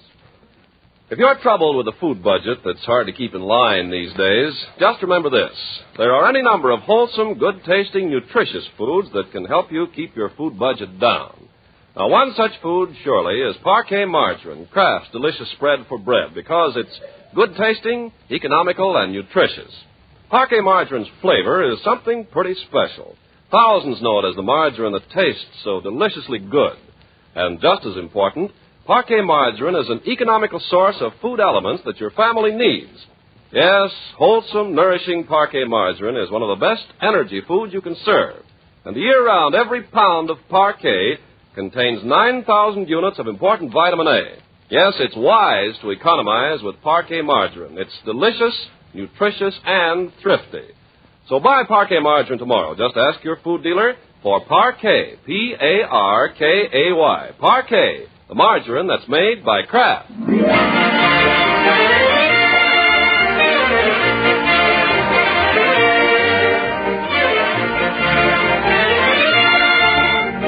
Now back to Summerfield to the great Gildersleeve. Apparently he'll get no more gas than the rest of us, but what about turkey? It's Tuesday afternoon now, only 2 days before Thanksgiving. And we find our hero checking last-minute details with Marjorie. What about those 4 soldiers, my dear? Are you sure they're coming? Oh, yes. I had a note this morning from their commanding officer. They'll arrive at 12 o'clock sharp in a jeep. A jeep? Mm-hmm.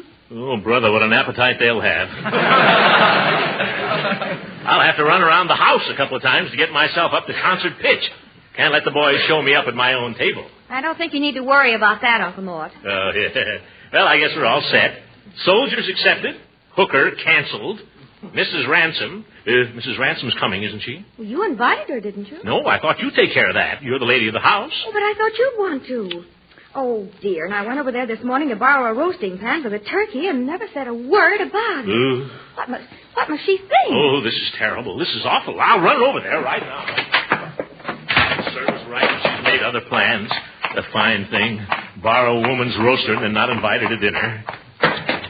Oh, my goodness. Oh, Mr. Gildersleeve. Leela, I've come to explain. I don't know what there is to explain, I'm sure. May I come in? Well, I'm rather busy. Just for a moment. Well?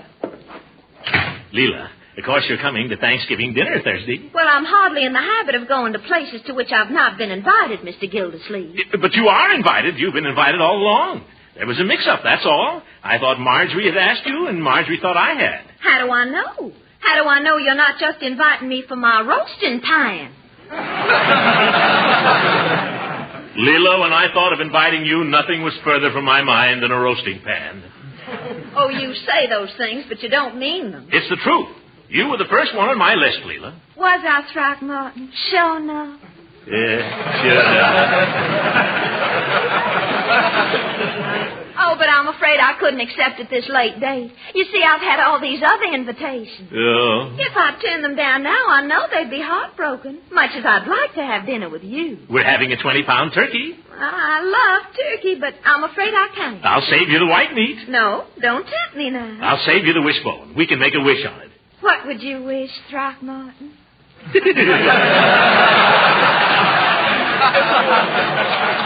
I'm not supposed to tell you. Well, I don't know that I could trust you with a wishbone. And anyway, I've promised these other people. But you've got to come, Leela. Marjorie and Leroy will be terribly disappointed if you don't. So will I. So will Bertie. And so will the Army. The Army? Yes, we're having 4 young lieutenants to dinner, too. Throckmorton, why in the world didn't you say so? You mean you'll come? Will I? You're too good to me, Leela.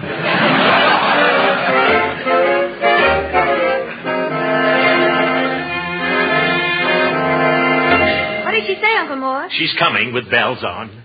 I wouldn't put it past her. Uncle Mort, can I borrow your shotgun? No, Leroy, certainly not. Why? I'm supposed to bring a gun to school tomorrow. What kind of a school are they running? A reform school?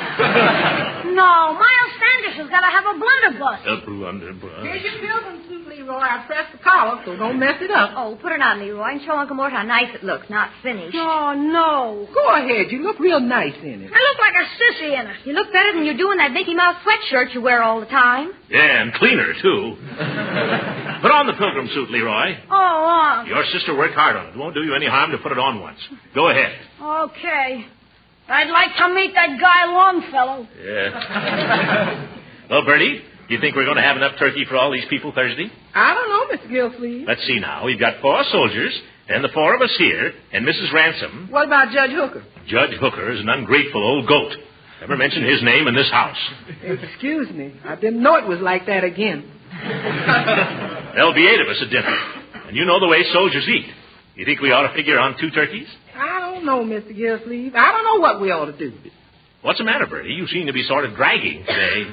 I don't know.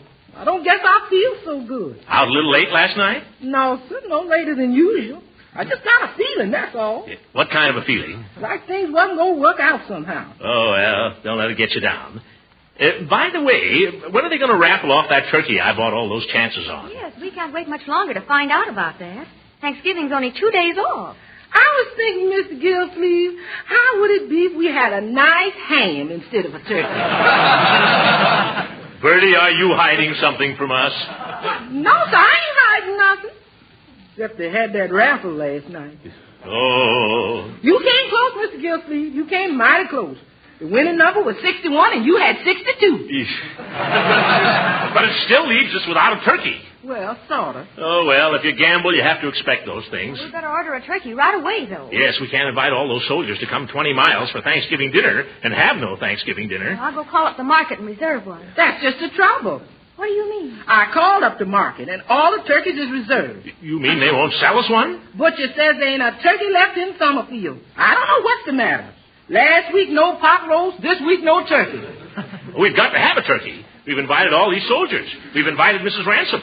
We've got to find one. But where? Don't ask me. All right, Unc. How do you like it? Like what? The pilgrim suit. Oh, forget the pilgrim suit. We just lost our turkey. No turkey? No turkey. How do you like that? Well, it looks like we'll all wind up eating turkey sandwiches at the drugstore. Yeah. Some Thanksgiving. The drugstore. Maybe Peavy's got a turkey. Hold everything, kids. I'll be right back. I'm going to the drugstore.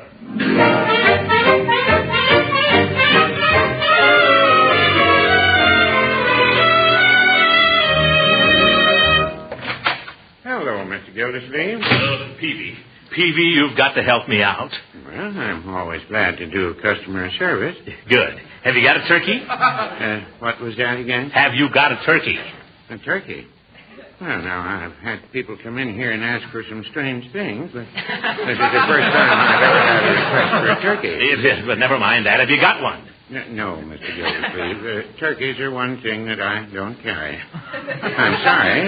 Have you tried the meat market? Of course I've tried the meat market. Why do you think I came in here? I wondered. Now, just a minute, Peavy. You serve turkey sandwiches at your soda fountain, don't you? Yes, we do serve a turkey sandwich. You can't make a turkey sandwich without a turkey, can you? Well, now, I wouldn't say that.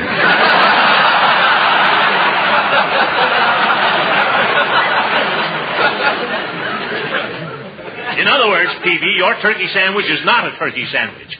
Well, turkey sandwich has become a sort of a trade expression, although we serve it with genuine cranberry jelly on the side. But suppose you don't care for cranberry jelly. Well, then you just ask for the regular chicken sandwich. Yes, Peavy, I'm surprised at you. I don't know how you can sleep nights. Well, I did used to have a little trouble, but I just take a cup of hot cocoa before going to bed now, and I find that sets me right. So does Mrs. Peavy. Well, this isn't finding a turkey. I got to get going. Goodbye. Goodbye, Mr. Gildersleeve. Have a nice Thanksgiving. Same to you. Don't drink too much cocoa, and don't let Mrs. Peavy.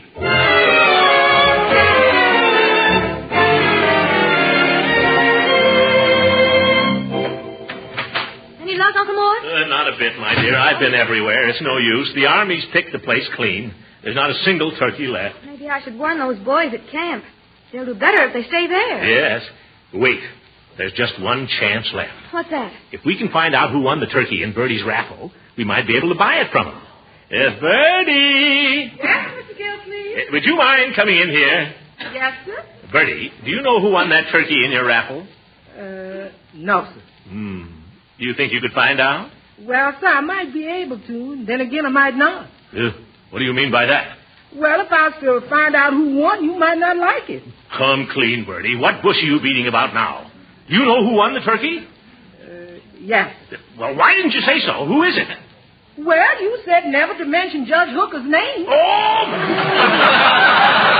I told you you wasn't going to like it. Well, there goes our only chance. Uncle Mort, don't you think Judge Hooker would be willing to let you have it? After what I told him down at the ration board? No, my dear, I really gave him a piece of my mind there. What if you took it all back and invited him to dinner again? When he's got the turkey, he'd just laugh at me. Wait a minute. Bertie. Yeah? Does Judge Hooker know yet that he's won the turkey?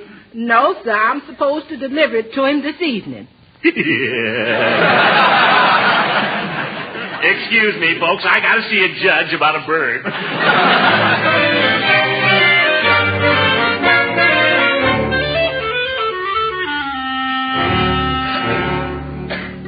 Horace, I've come to ask your forgiveness. You've come to the wrong place, Gildersleeve. That's a cruel attitude, Judge, but I don't blame you for taking it. You behave like a boor, Gildersleeve. You're right, a big boor. In front of a whole lot of people, too. Yeah. I could kick myself when I think of it. Well, you all fly off the handle sometimes. There was no excuse for it. Doing a thing like that to my old friend. Well, guilty of... Horace, you may think me a sentimental old fool, but we've been pals for a good many years now, haven't we? Off and on. Yes, Gildy, we have. Off and on. And we've always had Thanksgiving dinner together, haven't we? Yeah, I guess that's right. Well, I want you to have it with us again this year. You really mean that? Horace, I've said it before, and I mean it now more than ever. If you don't come to Thanksgiving dinner, it just won't be Thanksgiving dinner. Well, then, I'll certainly be delighted to come. Good. Don't forget now. I won't. We'll be counting on you. I'll be there. What time would you like to have me come? Oh, come early, Judge. Come about 9 o'clock in the morning. 9 o'clock? Yeah. And when you come, would you mind bringing that turkey you won in the raffle, Judge?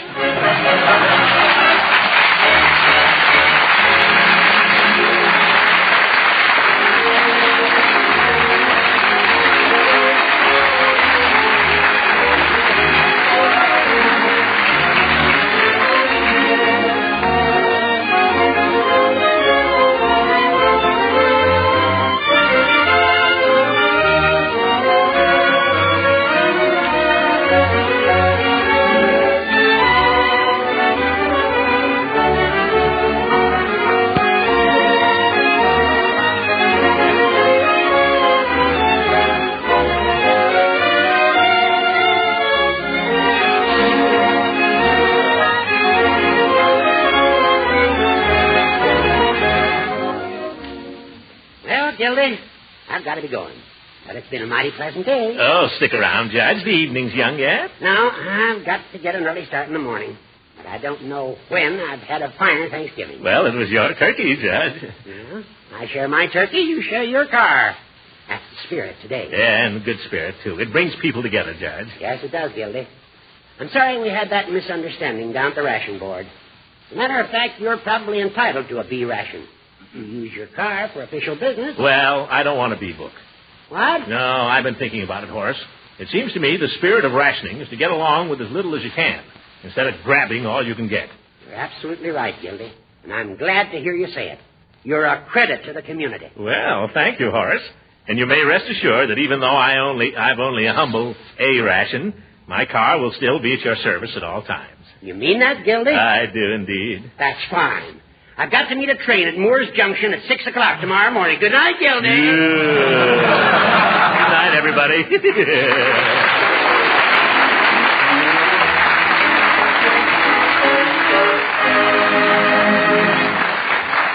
Original music heard on this program was composed and conducted by Billy Mills. This is Ken Carpenter speaking for the Kraft Cheese Company and inviting you to tune in again next week for the further adventures of the great Gildersleeve.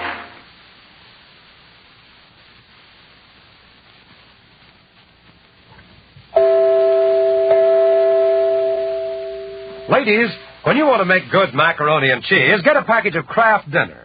This wonderful product is really an answer to a housewife's prayer for an easy and quick-to-make main dish. It takes only 7 minutes cooking time to fix delicious macaroni and cheese with Kraft Dinner. Put the macaroni that's in the package into boiling water and cook rapidly for 7 minutes. In just that short time, you have fluffy, tender macaroni all ready for the cheese goodness. So you take the package of Kraft Grated, which comes with Kraft Dinner, and sprinkle it on the macaroni, stirring the delicious cheese flavor through and through. That's all there is to it. Your macaroni and cheese is ready to be served. And once you've prepared it this way, you'll never want to go back to the old-fashioned way of baking it. Not when Kraft Dinner gives you such tempting macaroni and cheese in just 7 minutes. Why not try it tomorrow? Just ask your dealer for a package of Kraft Dinner. It's so convenient, so economical, and so good. This program reached you from Hollywood. This is the National Broadcasting Company.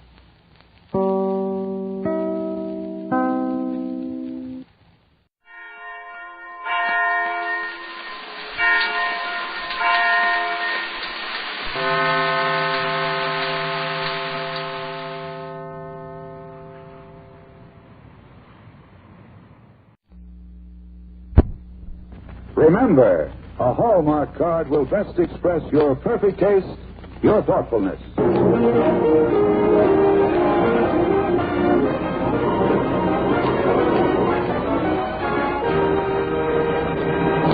The makers of Hallmark greeting cards bring you the true and inspiring story of a naturalized American in a small Midwestern town. Our star is that fine actor of both Broadway and the films, Otto Kruger.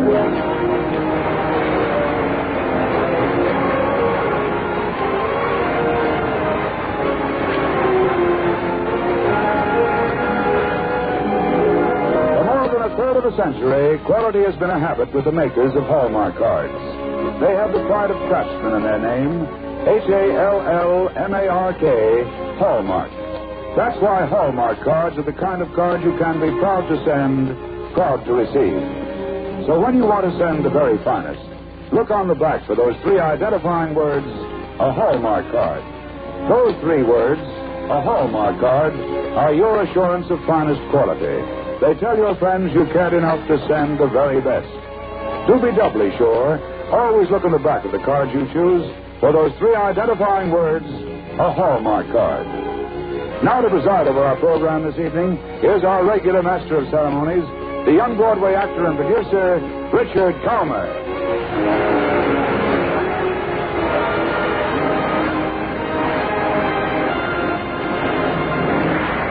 Thank you, Tom Shirley, and good evening, ladies and gentlemen. When the makers of Hallmark greeting cards invited Otto Kruger to be our guest tonight, they not only selected a fine actor, but they chose a man who loves America as much as any man in the theater. Ohio was Otto Kruger's birthplace, but American style, he traveled the country as lineman, cattle puncher, musician, any odd job that came along. And like Americans, Otto could do a lot of things. For instance, he learned the Morse code. Otto, maybe you'll tell us that story on yourself that appeared in Reader's Digest? Well, I will, Dick, but only as a grim example. I taught the Morse code to my wife, and One night we were having a dinner party. Well, ever the anxious host, I tapped out a message to her. Have we any more meat? Well, the answer came back promptly, but it came from the guest of honor who tapped out, thanks, we've had plenty. Yes, Otto Krug is a man of many talents, so we think he is particularly fitted to play the role of Dimitri tonight, a little Greek who discovers that his talents what they can do in America. The makers of Hallmark greeting cards present on the Reader's Digest radio edition Otto Kruger in Pete's Thanksgiving.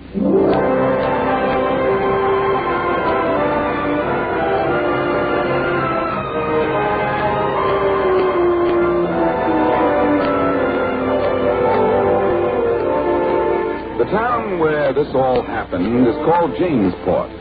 Jamesport is a typical American Midwestern community, which is to say that its citizens have names like Perkins and Harrison and Taylor and Andrews. One day, when America was in its third day of the war, a man arrived in Jamesport, a typical American, which is to say that his name was Pete Dimitri. He'd been born in Greece, his wife's parents had been born in Ireland, and he was here in Jamesport to open a little business. He and his wife walked from the depot up the main street until they came upon a merchant sweeping the sidewalk in front of his store. They stopped there. Excuse me. Yes? What can I do for you? We just came here. This is my wife. How do you do? Well, I'm Pete Dimitri. We are going to be in business here on the same street with you. We're opening up a new restaurant. Yes. Oh, I've heard of you. Good. And we hope to be friends with you and all the other merchants. I see. Well, time will tell. Excuse me now. I have work to do.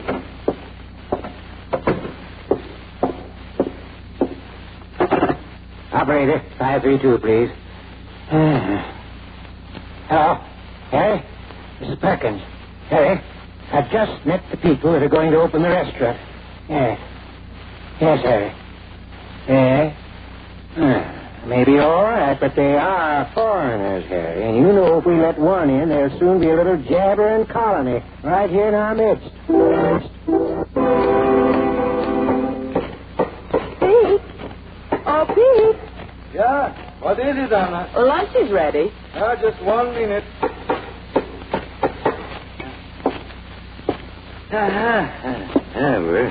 That's soup. Soup is good, huh? Oh, I wish you could get Carlton just to make that counter for you. Yeah, and I. But all the carpenters in this town say they are busy. They don't seem busy. No. Huh? No, that's strange, is it not, Anna? Yeah, very strange. Oh, well, it does not matter. Our plans, Anna, are coming true. Yeah, that's got a good soup. You know, for 20 years in this country, I have wanted a business of my own. Now I will have one.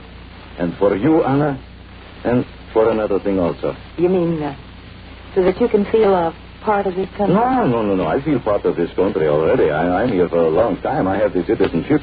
But I want to be like other Americans who save and who make their own business.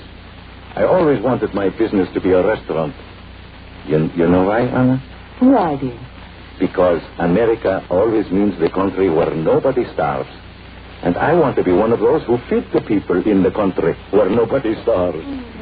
I hope we'll do all right here, Pete. I hope we won't starve. Oh, of course not. Well, the people here aren't not friendly. Oh, well, they wait. They want to know us first.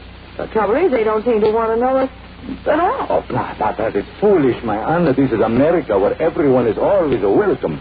I don't have to worry about the people, but they will like us when they find we are honest. They're just waiting to see. Well, maybe. Yes. Oh, no. I'm happy here. All what we have wanted, we shall have in Jamesport, Anna. Yeah. If only now the Red Cross would let me know that my dear grandmother in Greece is safe. My cup would be full. Oh, I hope you're right. Well, we'll find out when we open the restaurant. Yes, and that will be soon, before Thanksgiving, I think. And if I can get the plumbers to do the plumbing work soon. If you can. Yes, Pete. If.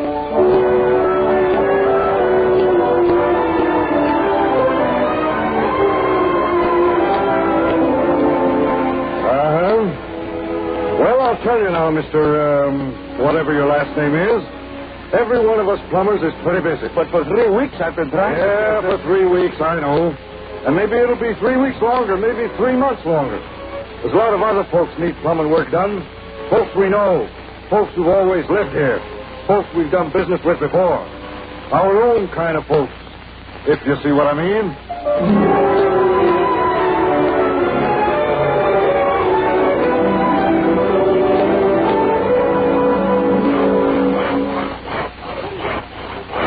Oh, Pete. Hi, my Anna. I'm happy you've come. Pete, there's something that Look, my Anna. Let's see what I've been able to do myself. See this counter, huh? What? Oh, it's good, Pete. Well, I didn't know you could do things like that. I didn't know it either until I had to. I had to find out how. You know something, Anna, the best thing. What? The plumbing. I have done the plumbing myself. No. Yes. And I feel more like American than ever before. You know, Americans have all that skill with the tools. And I have learned that skill, too, now. Huh? Oh, Pete, Anna, you're wonderful. Come here. Yeah. You know, Anna, dear, I've always loved you. You've been so patient and loving. You'll not mind that I speak funny. Oh, Pete, don't be silly. No. Anna, you're good woman. Now I can maybe be good husband for you. We open the restaurant on Thanksgiving Day. No. Yes. And before that, I'm going to make a speech. Where? The Businessmen's Club of Jinsport. I go there to their meeting to announce my opening. Pete, they may be cruel to you. What? No, this is America, where people like to see men start their own little business. No. I shall make the speech. And you, Anna, you should help me fix it, huh? Well, all right. Sure. Now let us have lunch, huh? It's not time for lunch, Pete. No time for... Oh, I lose track working this way. Well, if it's not time for lunch, why do you come? Why did I come? I've got a letter for you, Pete. You got a letter? Yes. For me, a letter, huh? Yes. Here it is. Pete, it's from the Red Cross. Oh. It must be about your grandmother. Yeah. All these months I have waited. Yes. Open it, Pete. Oh, yes. Oh. What is it, Pete? Oh. Pete, what does it say? Oh. So. What are you doing, Pete? I burned this letter. What is it, Pete? What does it say? I will not tell you what it says, Anna. You would only be sorry that you know.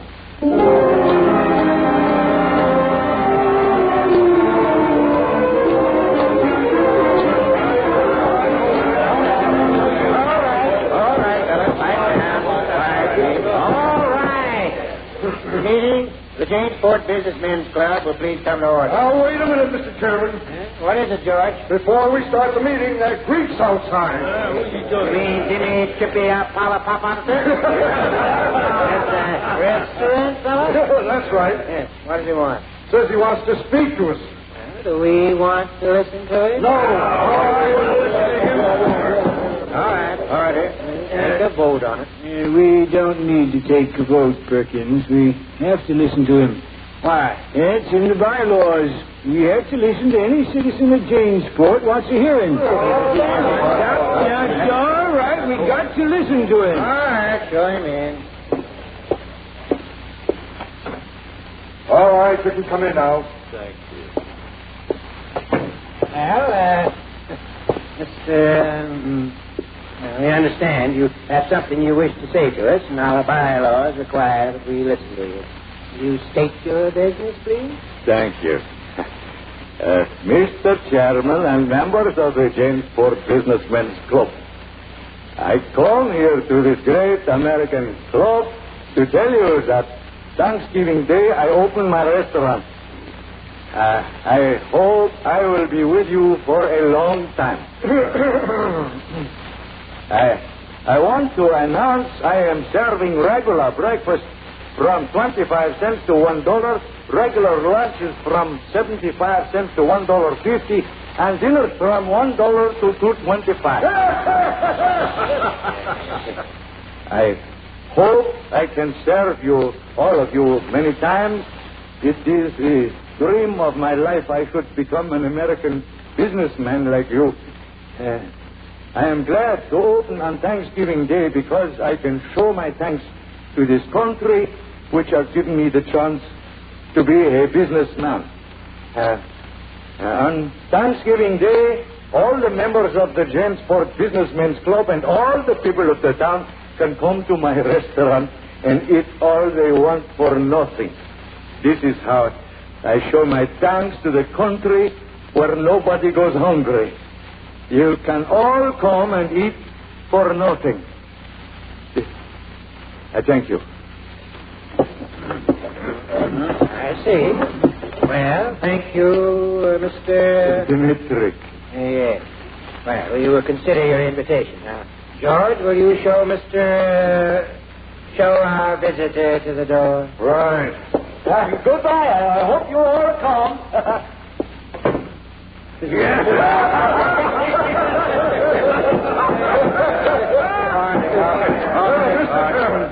Mr. Chairman, anyone can see what lies behind all this. That Greek fellow almost had me fooled when he talked about becoming an American businessman. But when he said that he was going to give us free dinners, well, it's pretty plain. He's found out that we're not used to foreigners in this town, that we're suspicious of him. He's trying to buy our friendship. I resent that. I say that nobody go to his opening. I say we all stay away.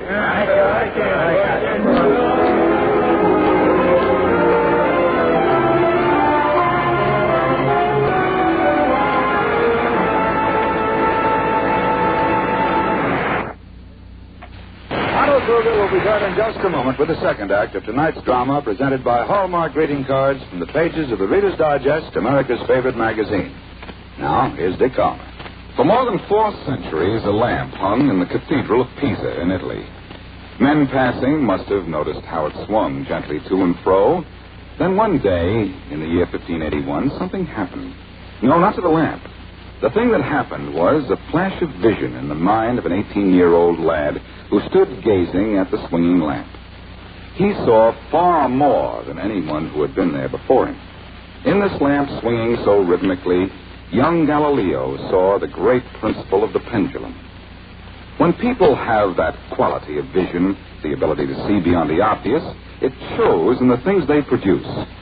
We think this difference shows in Hallmark greeting cards. The folks who make Hallmark cards aren't making just cards. They're making Hallmark cards to express cheer and happiness as genuinely and sincerely as you would greet a friend yourself.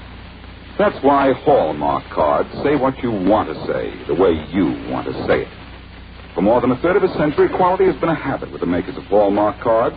That's why discriminating folks look on the back of the cards they send and receive for the 3 identifying words, a Hallmark card. Those 3 words, a Hallmark card, are your assurance of finest quality. They tell your friends you cared enough to send the very best. Now, back to Otto Kruger and Pete's Thanksgiving.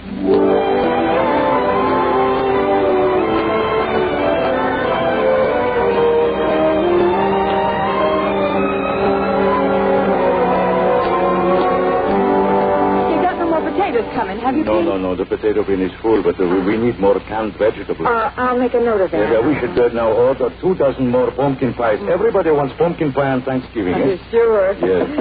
No, someone at the door. I wonder who it is. I don't know. I see. How do? Hello. I'm collecting for the Thanksgiving basket. What? I'm collecting for the Thanksgiving basket. Yeah, well, I do not understand it, but come in. Thank you. My name is Dimitri. This is my wife. Oh, how do you do? How do you do? I'm Mrs. Harrison. Come in, Miss Harrison. Sit down here in this booth. Oh, thank you. Hey, I like this place. Yeah, it is nice, no? Very nice. Maybe you'd like to come to our opening, Thanksgiving Day. Well, any of my friends come. Well, your friends of yours will be here. The whole town is invited. Yes, so I heard, but what? Oh, nothing. Mrs. Harrison, what is this about Thanksgiving baskets now? Well, I represent the Women's Club, and we're making up baskets for the poor. For the poor, yeah, but in Janesport, you have people here who need such help? Oh, indeed we do. You see, 2 years ago, the mill moved away from town, and while most of the workers went with it, there were some left behind, and they're poor people. Oh, I see. You make up baskets for them. Yes, we ask people to give either food or money. Money? I see. And since you run a restaurant, you may find it cheaper to give food. Well, I'm sure we can give you something. Fine. We could probably give you 2 turkeys, maybe 3, and some canned vegetables, don't you think, Pete? That? Could I have our workers collect them tomorrow? Yeah, I think so. No. But, Pete, you mean you don't want to give? No. I mean, we have food here for our opening. We give that.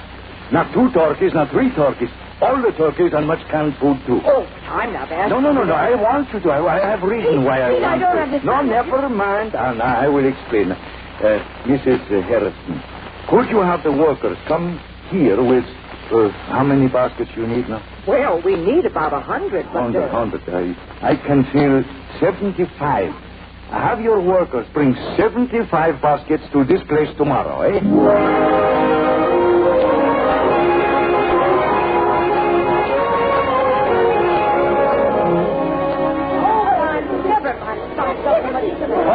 All right, ladies. Here on the tables, here is the food.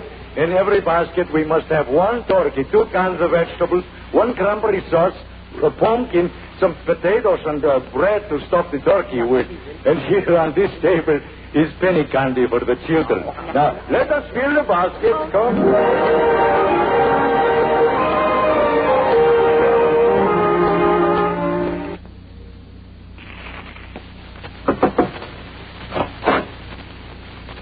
Hello. I have here a basket. Basket? Yes, for Thanksgiving. But... You see, look here, the turkey. Gente, the Thanksgiving basket, eh? Oh, God bless you. That's all right. We didn't know what we were going to do for Thanksgiving. Well, I hope you will have a happy Thanksgiving now. What's your name? I want to know who to say. Oh, no, my name doesn't matter. You couldn't pronounce a thing anyway. No, you thank the Women's Club, eh? Well, goodbye.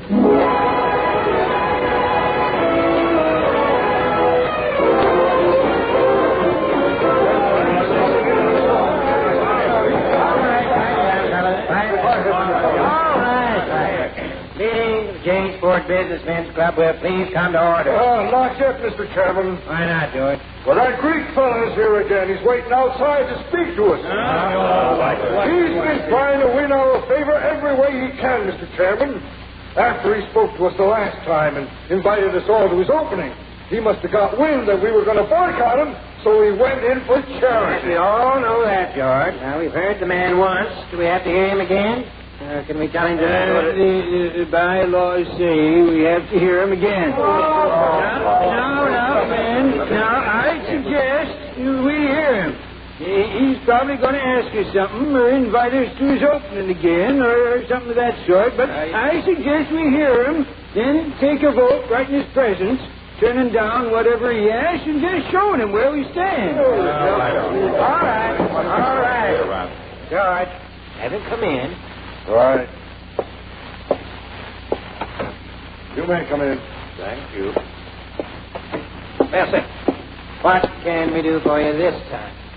Mr. Chairman and members of the Janesport Businessmen's Club, I come here today very much ashamed. Last time I came here to invite you to the opening of my restaurant on Thanksgiving Day. You see, last time I told you I would give you Thanksgiving Day feed free. And now I come to tell you this cannot be. Indian giver? I am so ashamed that I cannot do this. It is impossible. You see, I have took the food that was to be for the opening of my restaurant. I have given it to the Women's Club. Better publicity, have? What? I don't understand that. I cannot say. No, it was necessary to fill the baskets for the poor. I have not enough ration points to get more food for my opening, so there will be no opening. Hey, now, wait a minute. Do I understand you to mean that you've actually hurt yourself financially? That you haven't just done this for advertising? Advertising? No. How can I advertise my opening when there will be no opening? I can't. Then why did you give all that food to the poor? The poor needed the food. I have given to the poor before, but never so much, you see. Well, this year I have heard from the Red Cross about my old grandmother in Greece. She died. See, I've been sending money, clothes, food, and they did not reach her. And so she died. See, Greece is a very unhappy country this year. When my grandmother was dead, the doctors examined her. In her stomach they find grass and bark. So I gave all my food to the poor this year because I wish to be part of the reason why in America there are no hungry people. I'm sorry. I'm so ashamed. I cannot do what I said I would do for you on Thanksgiving Day. Is that all? Yes, sir. I go now. Mr. Chairman? Yes? We're going to take our vote in the presence of this man. I, for one, am ashamed of having suggested what I did. I think we ought to take a vote anyway. And not the one we planned, though. I move that Mr. Dimitrick. I move that Mr. Dimitrick be admitted to membership in this club.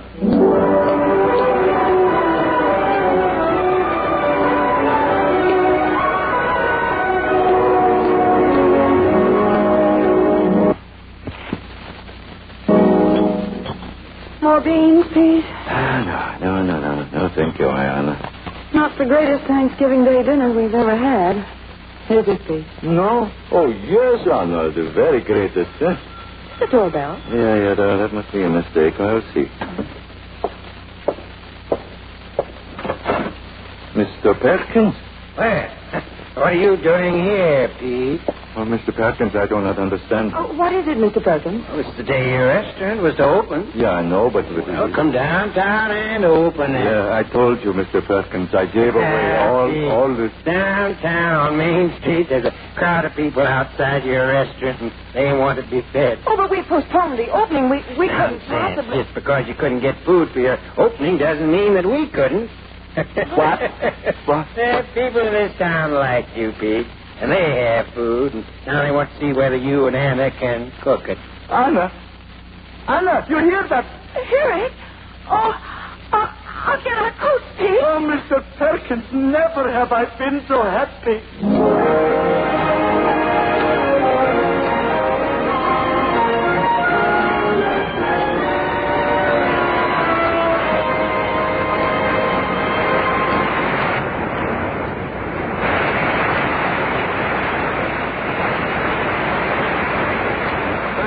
Kruger for a great performance. Well, I wouldn't have missed playing that part for anything, Dick. It's as American as apple pie. Or the Statue of Liberty. Yeah, or what those Hallmark greeting cards call quality, huh? That story had quality, I think. So did little Pete Dimitri. You know, this whole story reminds me of something I read not long ago in the Reader's Digest by Wendell Willkie. Let's hear it. All right, here it is. I believe in America because we are generous with our freedom. Because we hate no people and covet no people's land. Because we are blessed with a natural and varied abundance. Because we set no limit to a man's achievement. Because we have great dreams. And because we have the opportunity to make those dreams come true.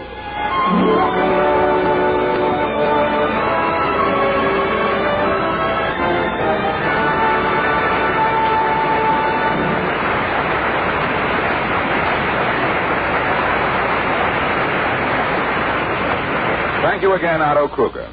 Remember, when you want to greet a friend, send a Hallmark card. For whatever the occasion, a Hallmark card will say what you want to say the way you want to say it. So always look in the back of the card you choose for those 3 identifying words, a Hallmark card. Like the word sterling on silver, those 3 words, a Hallmark card, are your assurance of finest quality. They tell your friends you cared enough to send the very best. You're cordially invited to be with us again next week at the same time for another fine dramatic program brought to you by the makers of Hallmark greeting cards. If you enjoyed tonight's show, won't you please tell your friends about it and ask them also to tune in for next week's program sponsored by Hallmark greeting cards. At that time, you will hear the true and heartwarming story that's a natural for the St. Patrick's Day season. It's called Sweet Rosie O'Brady, and our star from Hollywood is Miss Dorothy McGuire.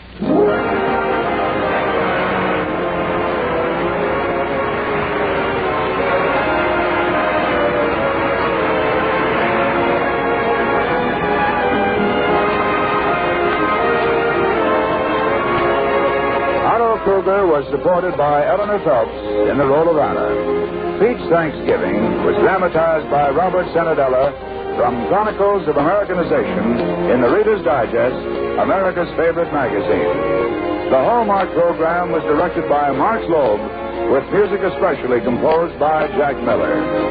To be doubly sure of the finest quality, always look in the back of your cards for those 3 identifying words, a Hallmark card. This is Tom Shirley speaking for the makers of Hallmark greeting cards and for your friendly Hallmark dealer. You'll find a wide selection of Hallmark cards at America's finest shops and stores. Remember, a Hallmark card will best express your perfect taste, your thoughtfulness. This is CBS, the Columbia Broadcasting System. This is the WBBM Air Theater, Wrigley Building, Chicago.